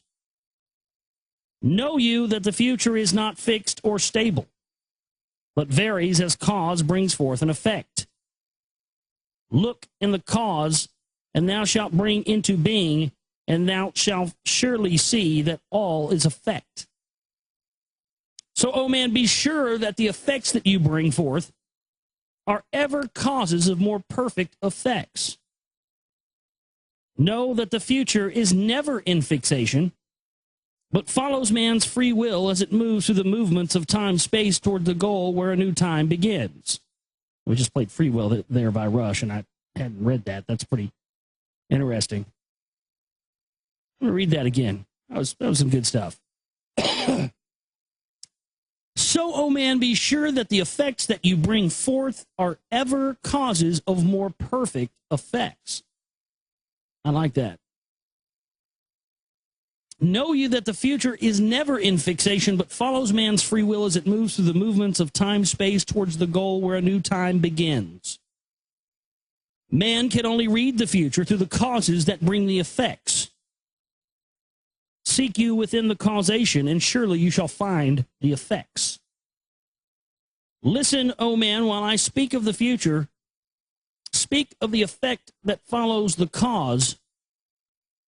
Know you that man in his journey lightward is ever seeking escape from the night that surrounds him, like the shadows that surround the stars in the sky. And like the stars in the sky space lie too, shall shine from the shadows of night. He too, rather, shall shine from the shadows of night. Ever his destiny shall lead him onward, until he is one with the light. Aye, through his way lies midst the shadows. Ever before him glows the great light, dark through the way, but yet shall he conquer the shadows that flow around him like night. Far in the future I see man as light-born, free from the darkness that fetters the soul, living in light without the bounds of the darkness to cover the light that is the light of their soul. Know you, O man, before you attain this, that many of the dark shadows shall fall on your light, striving to quench with the shadows of darkness the light of the soul that strives to be free. Great is the struggle between light and darkness, age-old and yet ever new. Yet know in time far in the future, light shall be all, and darkness shall fall. Listen, O man, to my words of wisdom. Prepare, and ye shall not blind your light. Man has risen, and man has fallen, as ever new waves of consciousness flow from the great abyss below us towards the sun of their goal. Yes, my children have risen from a state that was little above the beast, until now of all men ye are greatest. Yet before thee there were others, greater than thee. Yet tell I thee as before, the others have fallen, and so also shall you come to an end.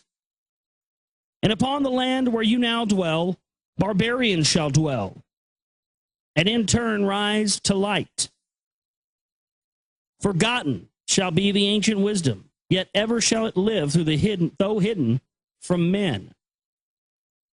I in the land thou callest Chem. Races shall rise, and races shall fall. Forgotten shalt thou be of the children of men, yet thou shalt have moved to a star space. Beyond this leaving, beyond this place where thou hast dwelt, the soul of man moves ever onward, bound not by any one star, but ever moving to the great goal before him, where he is dissolved in the light of the all. Know you that you shall ever go onward, moved by the law of cause and effect, until in the end both become one. This is talking about returning to the Creator, returning to the source. I, man, after ye have gone, others shall move in the place where you lived. Knowledge and wisdom shall all be forgotten, and only a memory of God's shall survive. As I to thee am a God by my knowledge, so you too shall be gods of the future, because of your knowledge far above theirs. Yet know you that all through the ages, man shall have access to law when he will. Ages to come shall see revival of wisdom to those who shall inherit thy place on this star. They shall in turn come into wisdom and learn to banish the darkness by light. Yet greatly must they strive through the ages to bring unto themselves the freedom of the light. Then there shall come unto man the great warfare, that shall make the earth tremble and shake in its course. Aye, then shall the dark brothers open the warfare between light and the night. When man again shall conquer the ocean and fly in the air on wings like the birds, implying that we once all had the ability to fly,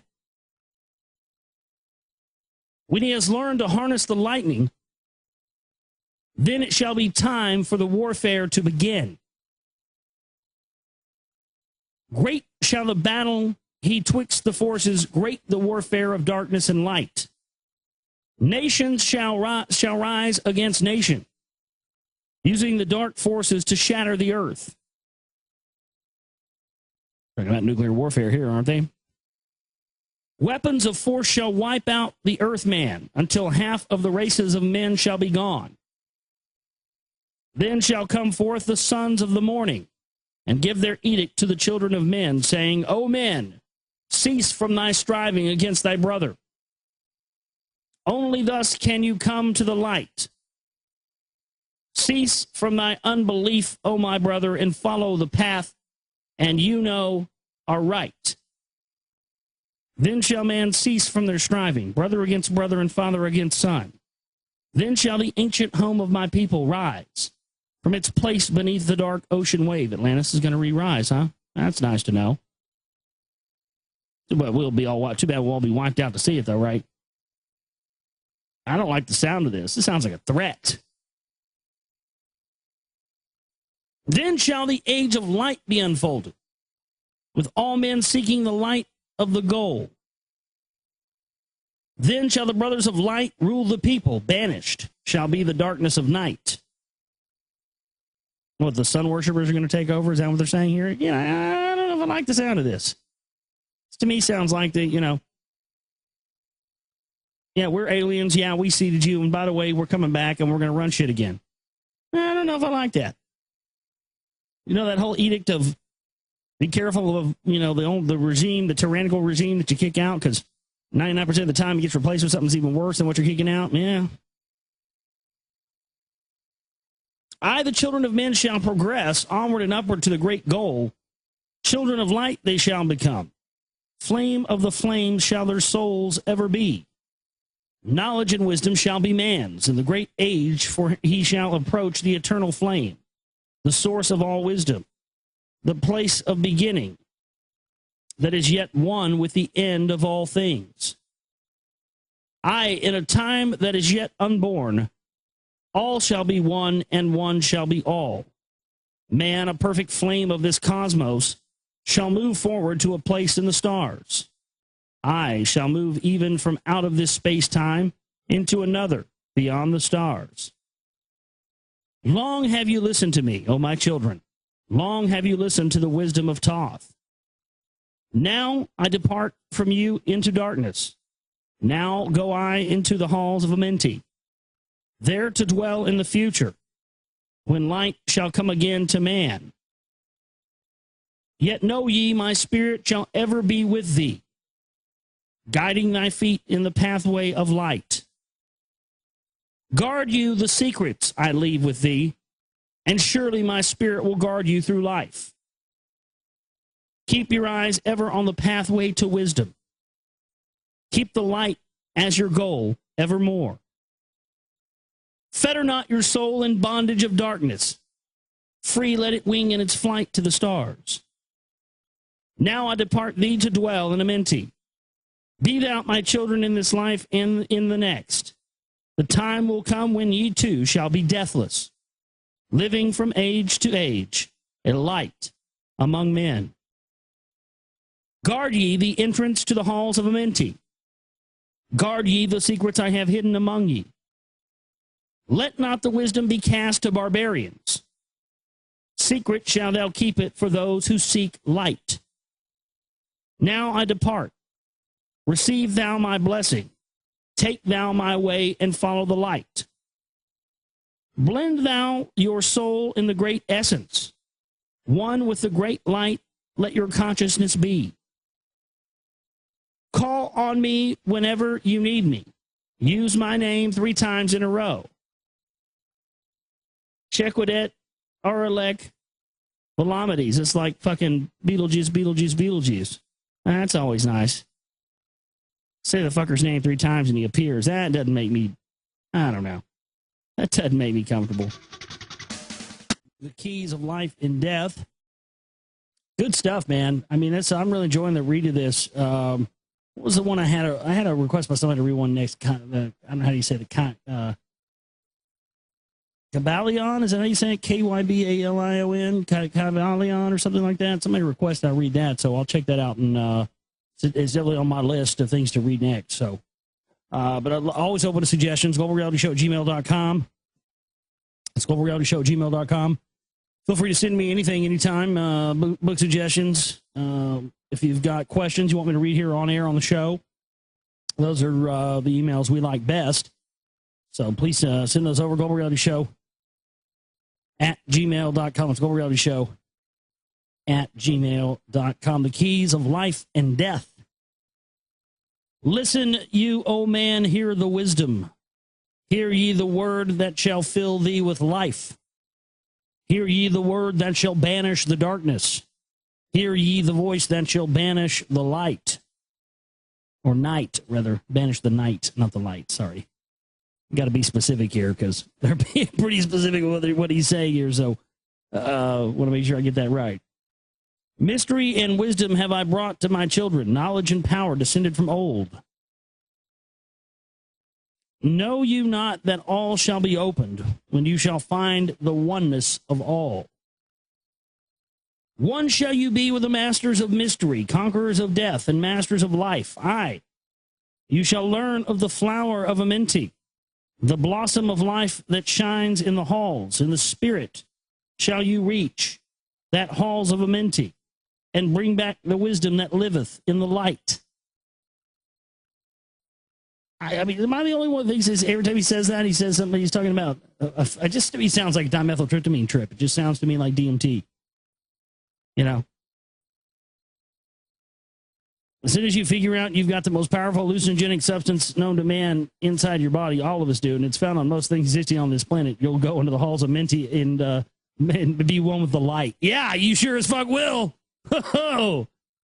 You know, you see those guys sitting cross-legged on the yoga mat saying they're high on life? You better believe it, buddy. Now you know what the fuck they're talking about. It does, though. Sounds like Thoth's about to fucking do a fucking battle line or something. Some fucking pure fucking human grade DMT. In spirit you shall reach that halls of Amenti and bring back the wisdom that liveth in the light. Know you that the gateway to power is secret. Know you that the gateway to life is through death. Aye, through death, but not as you know death, but a death that is life and is fire and is light. Desireth thou to know the deep hidden secret? Look in your heart where the knowledge is bound. Know that in you the secret is hidden, the source of all life and the source of all death. There you go. It's talking about your pineal gland. Yeah. Source of all life from all death. There it is. The gateway into the non-material dimensions. There you go. Listen ye, O man, while I tell you the secret, and reveal unto thee the secret of old. Deep in earth's heart lies the flower, the source of the spirit that binds all in its form. Or know ye that the earth is living in a body, and thou art alive in thy own formed form? The flower of life is as thine own place of spirit, as your own place of spirit, and it streams through the earth as you flow through your form, giving of life to the earth and its children, renewing the spirit from form unto form. This is the spirit that is form of thy body, shaping and molding into its form. Know you, O man, that thy form is dual, balanced in polarity while formed in its form. Know that when fast on thee death approaches, it is only because thy balance is shaken. It is only because one pole has been lost. Know that the secret of life in Amenti is the secret of restoring the balance of poles. All that exists has form and is living because of the spirit of life in its poles. See you not that in earth's heart is the balance of all things that exist and have being on the face of the earth? The source of thy spirit is drawn from earth's heart. For in thy form thou art one with the earth. When you have learned to hold your own balance, then you shall draw on the balance of the earth. You shall then exist while earth is existing, changing in form only when earth too shall change, tasting not of death, but of oneness with this planet, holding your form until all things pass away. Listen, O man, while I give the secret, so that you too shall not taste of change. 1 hour each day you shall lie with your head pointed to the place of the positive pole, north. 1 hour each day, your head shall be pointed to the place of the negative pole, south. While your head is placed to the northward, hold your consciousness from the chest to the head. And when your head is placed southward, hold your thought from your chest to your feet. Hold you in balance once in each 7, and your balance will retain the whole of its strength. Aye, if you be old, then the body will freshen, and the strength will become yours as of a youth's. This is the secret known to the masters, by which they hold off the fingers of death. Neglect not to follow the path that I have shown. For when you have passed beyond years to 100, to neglect, it will mean the coming of death. Hear you my words and follow the pathway. Keep thou thy balance and live on in life. Hear ye, O man, and listen to my voice. Listen to the wisdom that gives thee of death. When at the end of thy appointed work, thou may desire to pass from this life, pass to the plain where the sons of the morning live and have become children of the light. Pass without pain and pass without sorrow into the plain where there is eternal light. First, lie at rest with your head to the eastward. Fold your hands at the source of the life, the solar plexus. Place your consciousness in the life seat. Whirl it and divide it to north and to south. Send thou the one out toward the northward. Send thou the other out to the south. Relax thou their hold upon thy being. Forth from thy form will thy silver spark fly, upward and onward to the sun of the morning, bleeding with light at once with its source. There it shall flame till desire shall be created, then shall return to a place and a form. Know you, O men, that thus pass the great souls, changing at will from life unto life. Thus ever passes the avatar, willing his death as he wills his own life. Listen, O man, drink of my wisdom. Learn you the secret that is the master of time. Learn you how those that you call masters are able to remember their lives of the past. Great is the secret, yet easy to master, giving to thee the mastery of time. When upon you death fast approaches, fear not, but know that you are a master of death. Relax the body. Resist not with tension. Place in thy heart the flame of your soul. Swiftly, then sweep it to the seat of the triangle. Hold for a moment, then move to the goal.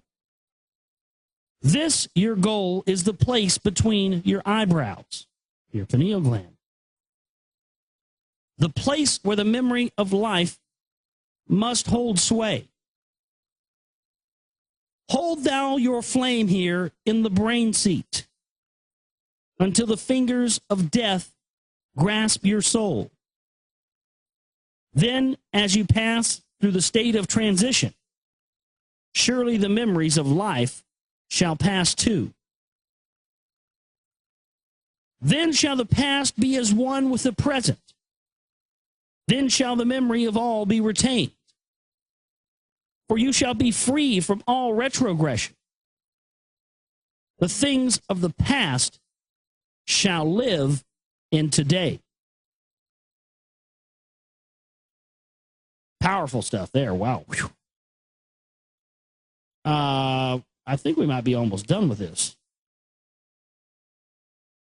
Pretty close.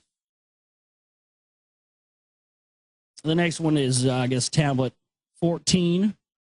Supplementary. We'll get into that next time on the broadcast. Wow. Yeah, so I guess there we just learned how to basically keep ourselves from aging by laying facing the north and the south. Wow. Yeah. Yeah, definitely make a note of that one. I think we all need to go back and re-listen to that, including me. Take notes on that one. Shit. It sounded like some deep info right there. I love it, man. I really enjoyed that. I really enjoy reading this stuff with you guys.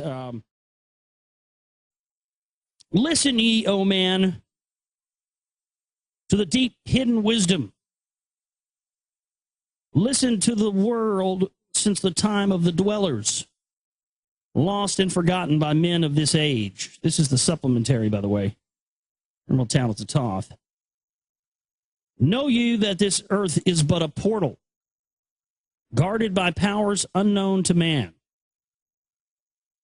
Yet the dark lords hide in the entrance that leads to the heaven-born land. Know you that the way to the sphere of Arulu is guarded by barriers opened only to light-born man. Upon earth, I am the holder of the keys to the gates of the sacred land.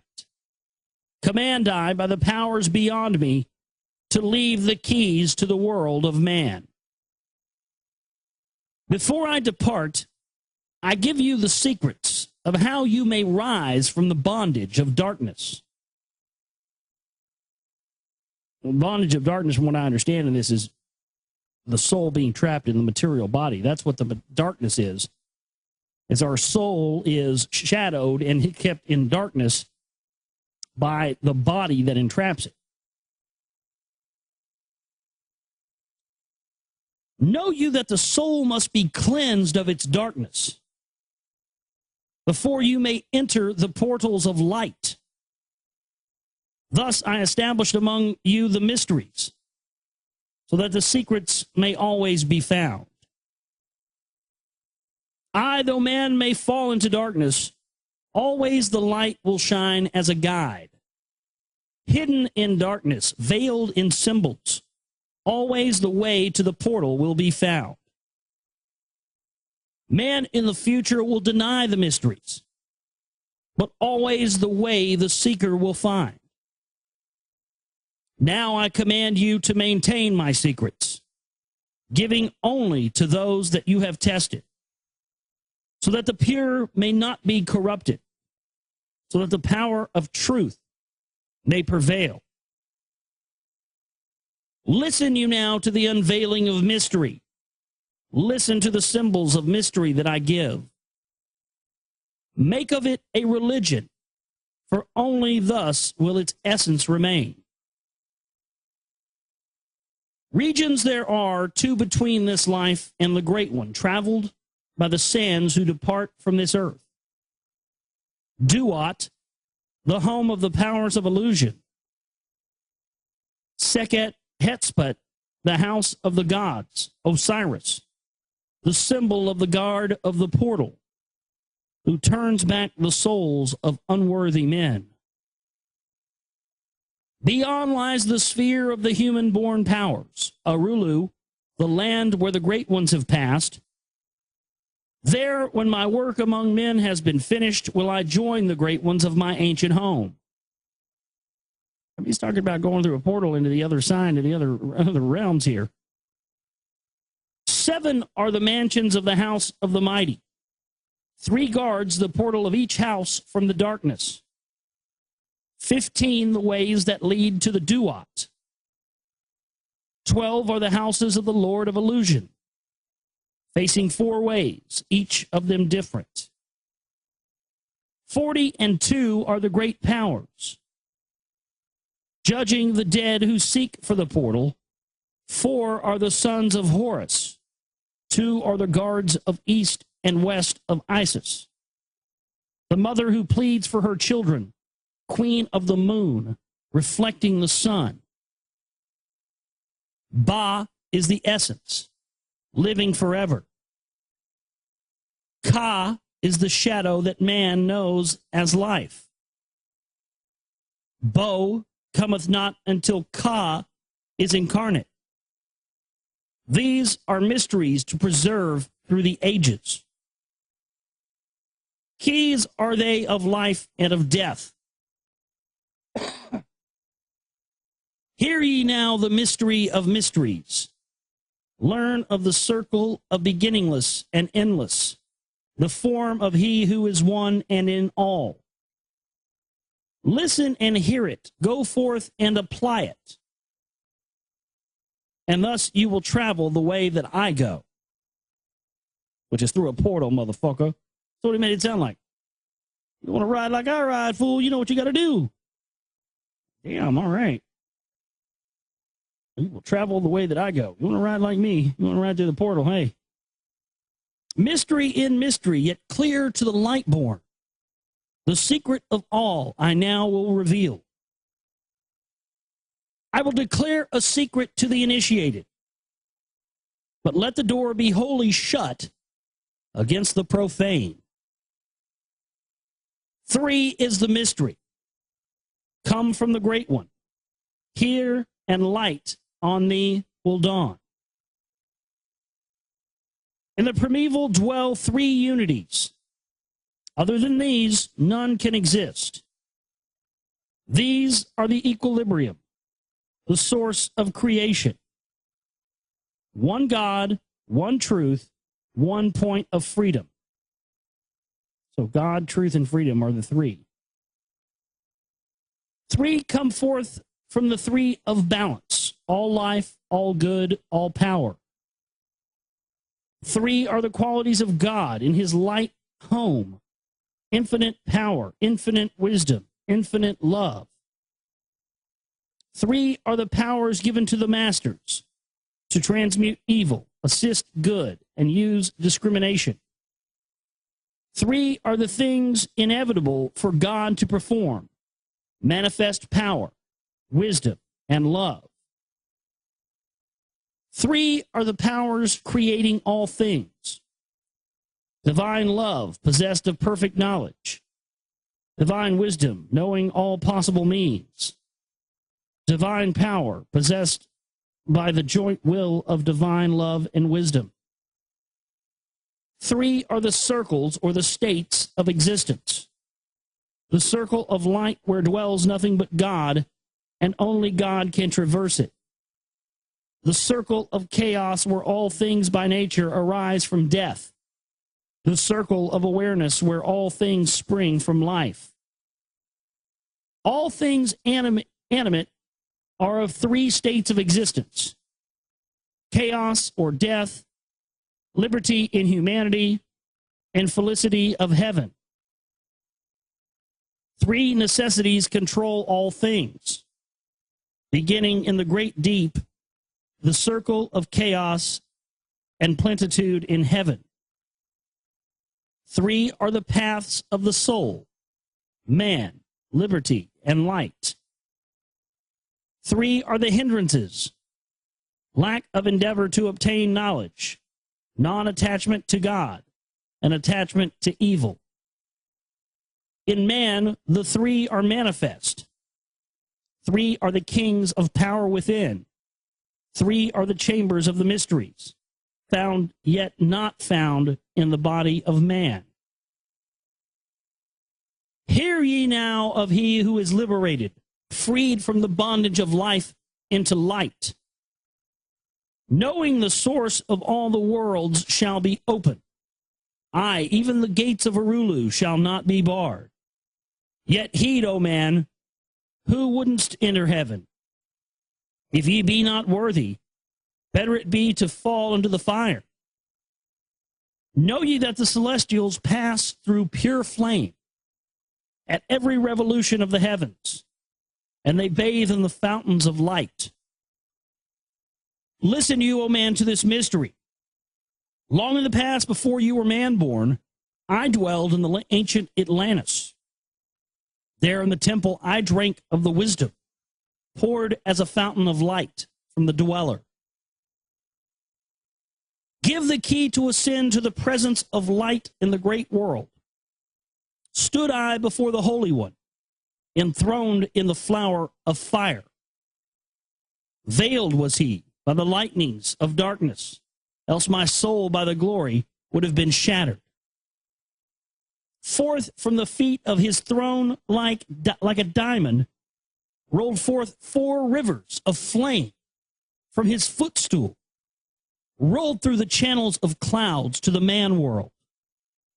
Filled was the hall with spirits of heaven. Wonder of wonders was the starry palace. Above the sky, like a rainbow of fire and sunlight, were formed the spirits. They sang the glories of the Holy One.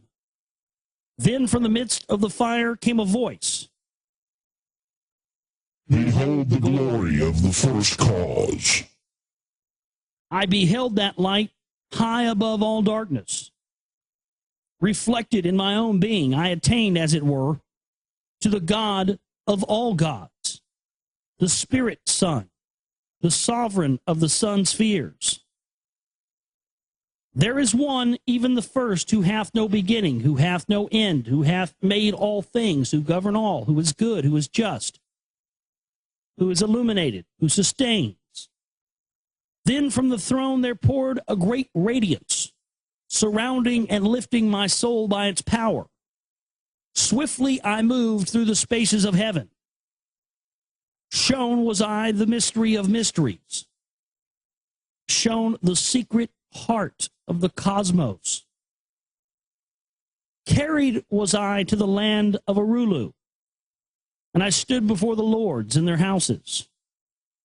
Opened they the doorway so I might glimpse the primeval chaos.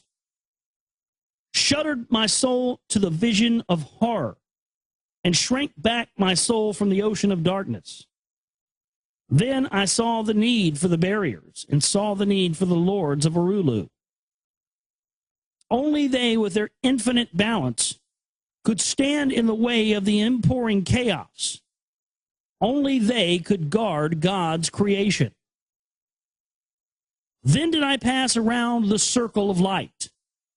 I saw all the souls who had conquered the darkness, and saw the splendor of light where they dwelled. Longed I to take my place in their circle, but longed I also for the way I had chosen.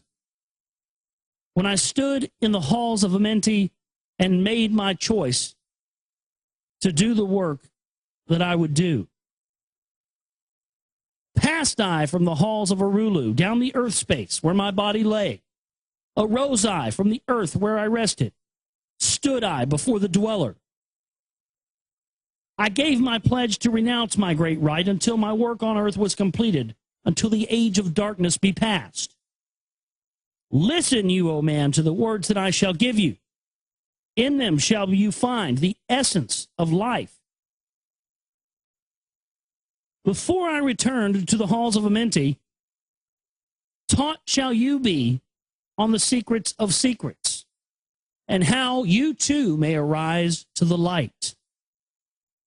Preserve them and guard them, hide them in symbols, so the profane will laugh and renounce. In every land form you the mysteries. Make the way hard for the seeker to tread. Thus will the weak and the wavering be rejected. Thus will the secrets be hidden and guarded, held till the time when the wheel shall be turned. Through the dark ages, waiting and watching, my spirit shall remain in the deep hidden land. When one has passed all the trials of the outer, summon you me by the key that you hold. Then will I, the initiator, answer. Come from the halls of the gods in Amenti. Then will I receive the initiate and give him the words of power. Hark ye, remember these words of warning. Come not to me, and bring not to me one lacking in wisdom, impure in heart, or weak in his purpose, or else I will withdraw you from your power to summon me from the place of my sleeping. Now, I've read this somewhere else before on the show about the pure of heart thing. Supposedly, there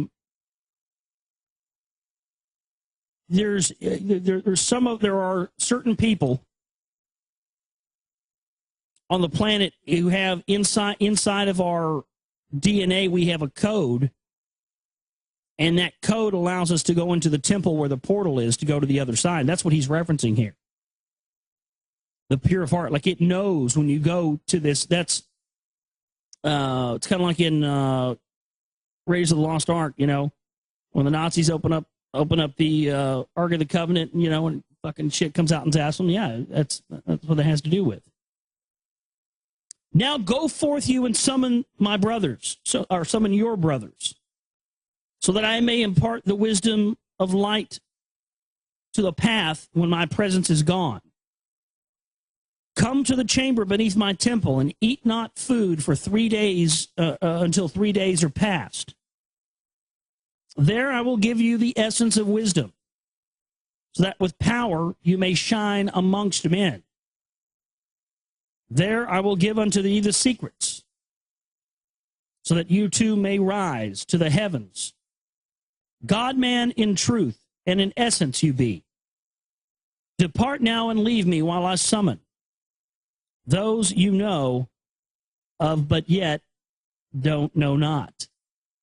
That's pretty interesting. I'm going to go summon the people that you know, but you don't know them yet.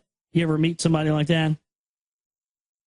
You ever meet somebody you become friends with, you know, for a long time, and you realize that you've always known each other, but you just now found each other in this incarnation?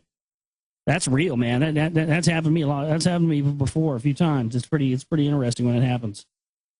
But you notice how he's saying, you know, encode this stuff in symbols and all the rest. I mean, this is, and so no, this to me is definitely one of the key tablets of secret teachings and ancient knowledge and adeptism. It's a shame that two of the tablets are being kept from us. Yeah, that's right. Two of the tablets of this we're not allowed to see because the powers that be and the people who the archaeologists don't believe that mankind is ready for it. Well, I'll be the judge of whether or not I'm ready for it or not. I mean, how about you just not let all the rest of these profane cocksuckers out there see it, and you let Global Reality audience see that, and we'll determine for ourselves if we're ready or not. I think we're ready. Oh man, that's how these secret society structures started right there. As soon as one person made the decision that, well, wait a minute, people are going to freak out if they know this, or, you know, well, if you don't tell somebody this, then you can keep everybody enslaved from the lack of that knowledge. That about brings us up to date right there, folks. That's what they've done. That's what they continue to do. Because the powers that be feel that we are children that are unable to handle some of this deeper information, and because it would threaten their power, they don't allow us to see it. But if we continue to raise awareness of these things, and you know, up until now, up until recently, at least since, you know, the rise of the internet age, you know, very few people have known a lot of these ancient texts even exist. At least now we're in a position to where all this stuff, we can raise awareness of it. Nobody's asking you to change the world overnight, but you have to do something every day and many hands make light work, you know. And to me, this is one of them. I mean, as soon as you become aware, and I think that's really what the whole credo of my work has become. I didn't expect it to be that way, but my work is really just becoming, bringing stuff to the forefront and bringing stuff out to a larger audience that's already been there, you know. But for whatever reason, and you know, with my work into the secret right and all this stuff, now you know what the reason is.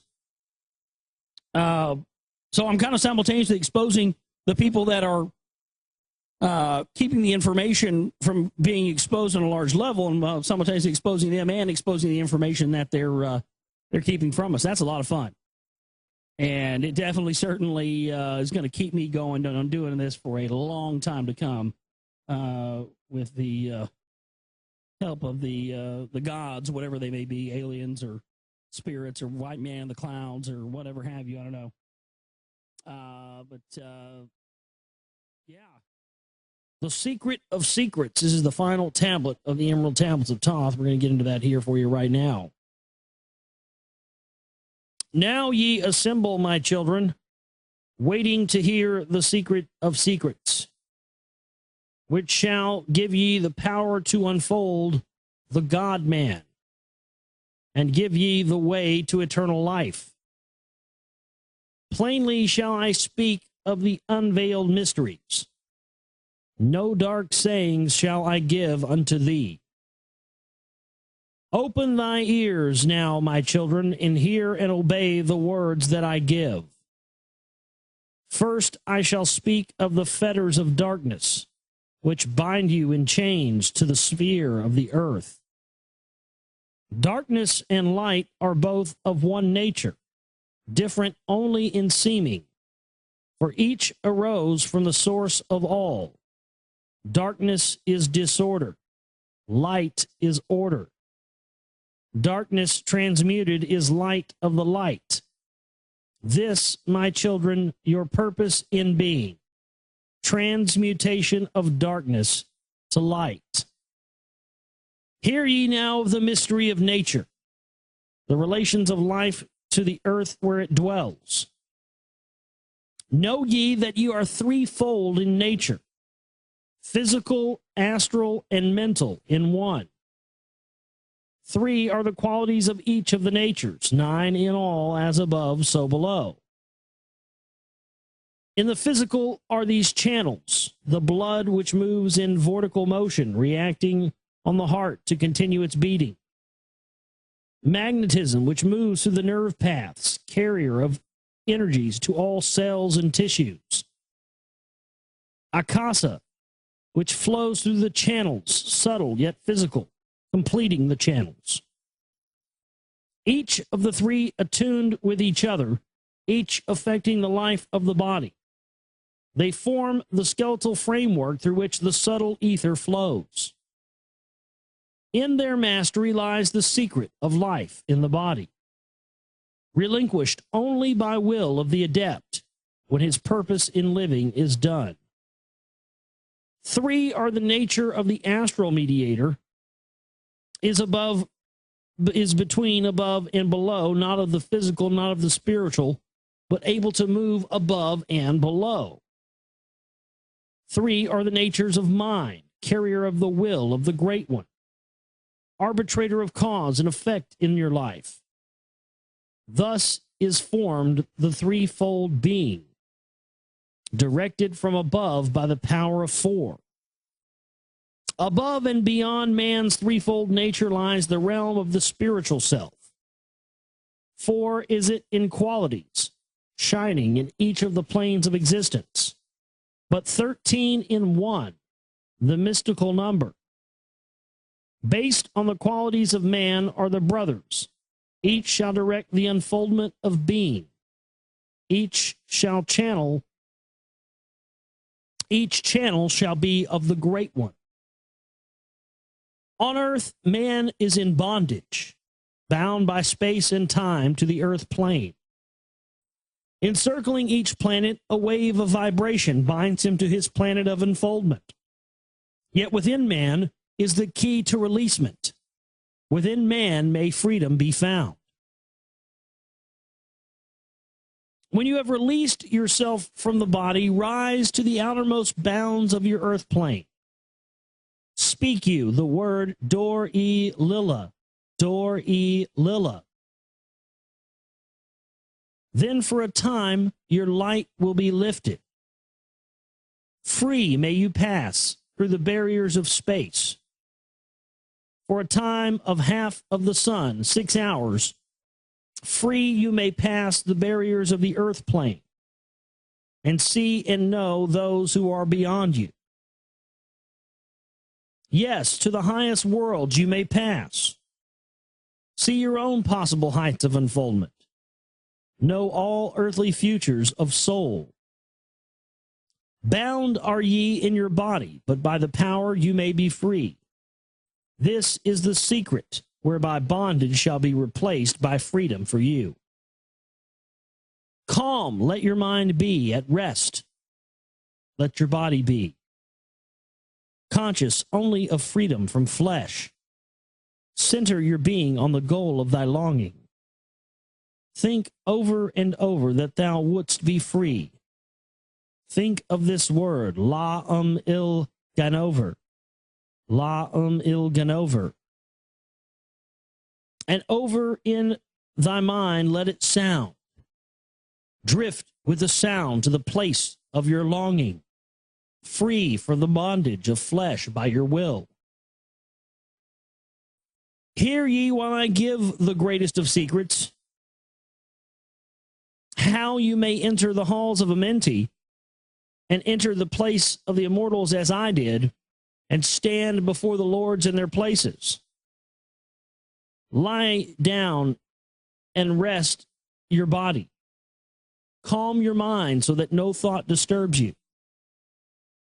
Pure must you be in mind and in purpose, else only failure will come unto thee. Vision Amenti as I have told in my tablets. Long with the fullness of heart to be there. Stand before the lords in your mind's eye. Pronounce the words that I give you. Pronounce them mentally inside of your head. Mekut el Shab el Hal Serbin el Zabot Zin Ephron Quar el. That sounds like fucking Hebrew. Thoth is giving out Hebrew. Now that's just wonderful. That should tell you something right there. Relax thy mind and thy body. Then be sure your soul will be called. Now I give you the key to Shambhala, the place where my brothers live in the darkness. Darkness but filled with the light of the sun.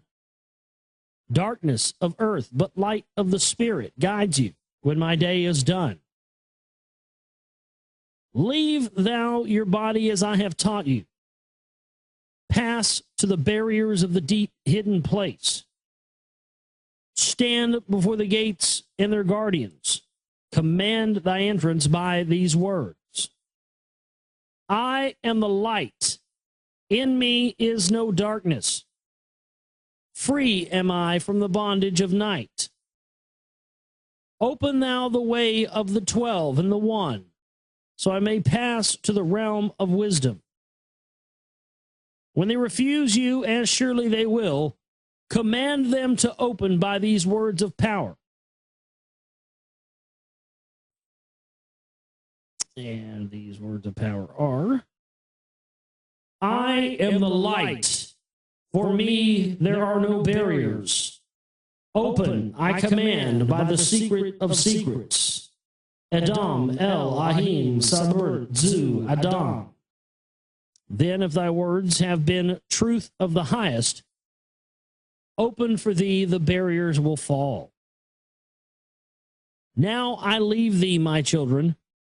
Down yet up to the halls I shall go. Win you the way to me, my children, and truly my brothers you shall become. Thus finish I my writings. Keys let them be to those who come after, but only to those who seek my wisdom. For I am only for these am I the king and the way. You always got to love that. It's always, I think there's some fascinating stuff in these tablets, and I'm glad we read them. But when it's all said and done, it still kind of feels like follow me, obey me, do things my way, and if you do things the way I tell you to do it and do it my way, then you're going to have eternal life, or you're going to have power, and the rest of this stuff. It just kind of sounds like the makings of a cult and religion and everything else that we've known. It kind of sounds like the blueprint for all that. But at the same time, I don't think that we can overlook this information with just that. I mean, at the same time, it still warrants looking into. At the same time, there's still things here that, the stuff about the halls of Amenti and Inner Earth and all this different stuff, Shambhala. I mean, it's highly interesting stuff, and the way that it coincides with a lot of the stuff that was in the Lost Book of Enki is very fascinating. But ultimately, I mean, I think that it's pretty clear, at least in my opinion, from the research I've done, that all if you and I were to go to some other planet and find a primitive race and start having sex with them, we could pretty much set ourselves up as gods if they were more primitive than we are. And that's what all these guys did. They went around, when the earth was so big and they had free reign. They went all over the earth setting themselves up as gods. Because on their planet, allegedly, they, it was very difficult to get that kind of power. Everybody was subservient to the power structure. So here they are, given free reign on a new planet and a new species. And, as above, so below, what happens when, you get a little power? Everybody wants to be a god, or starts fancying themselves gods and the rest of this. So, interesting.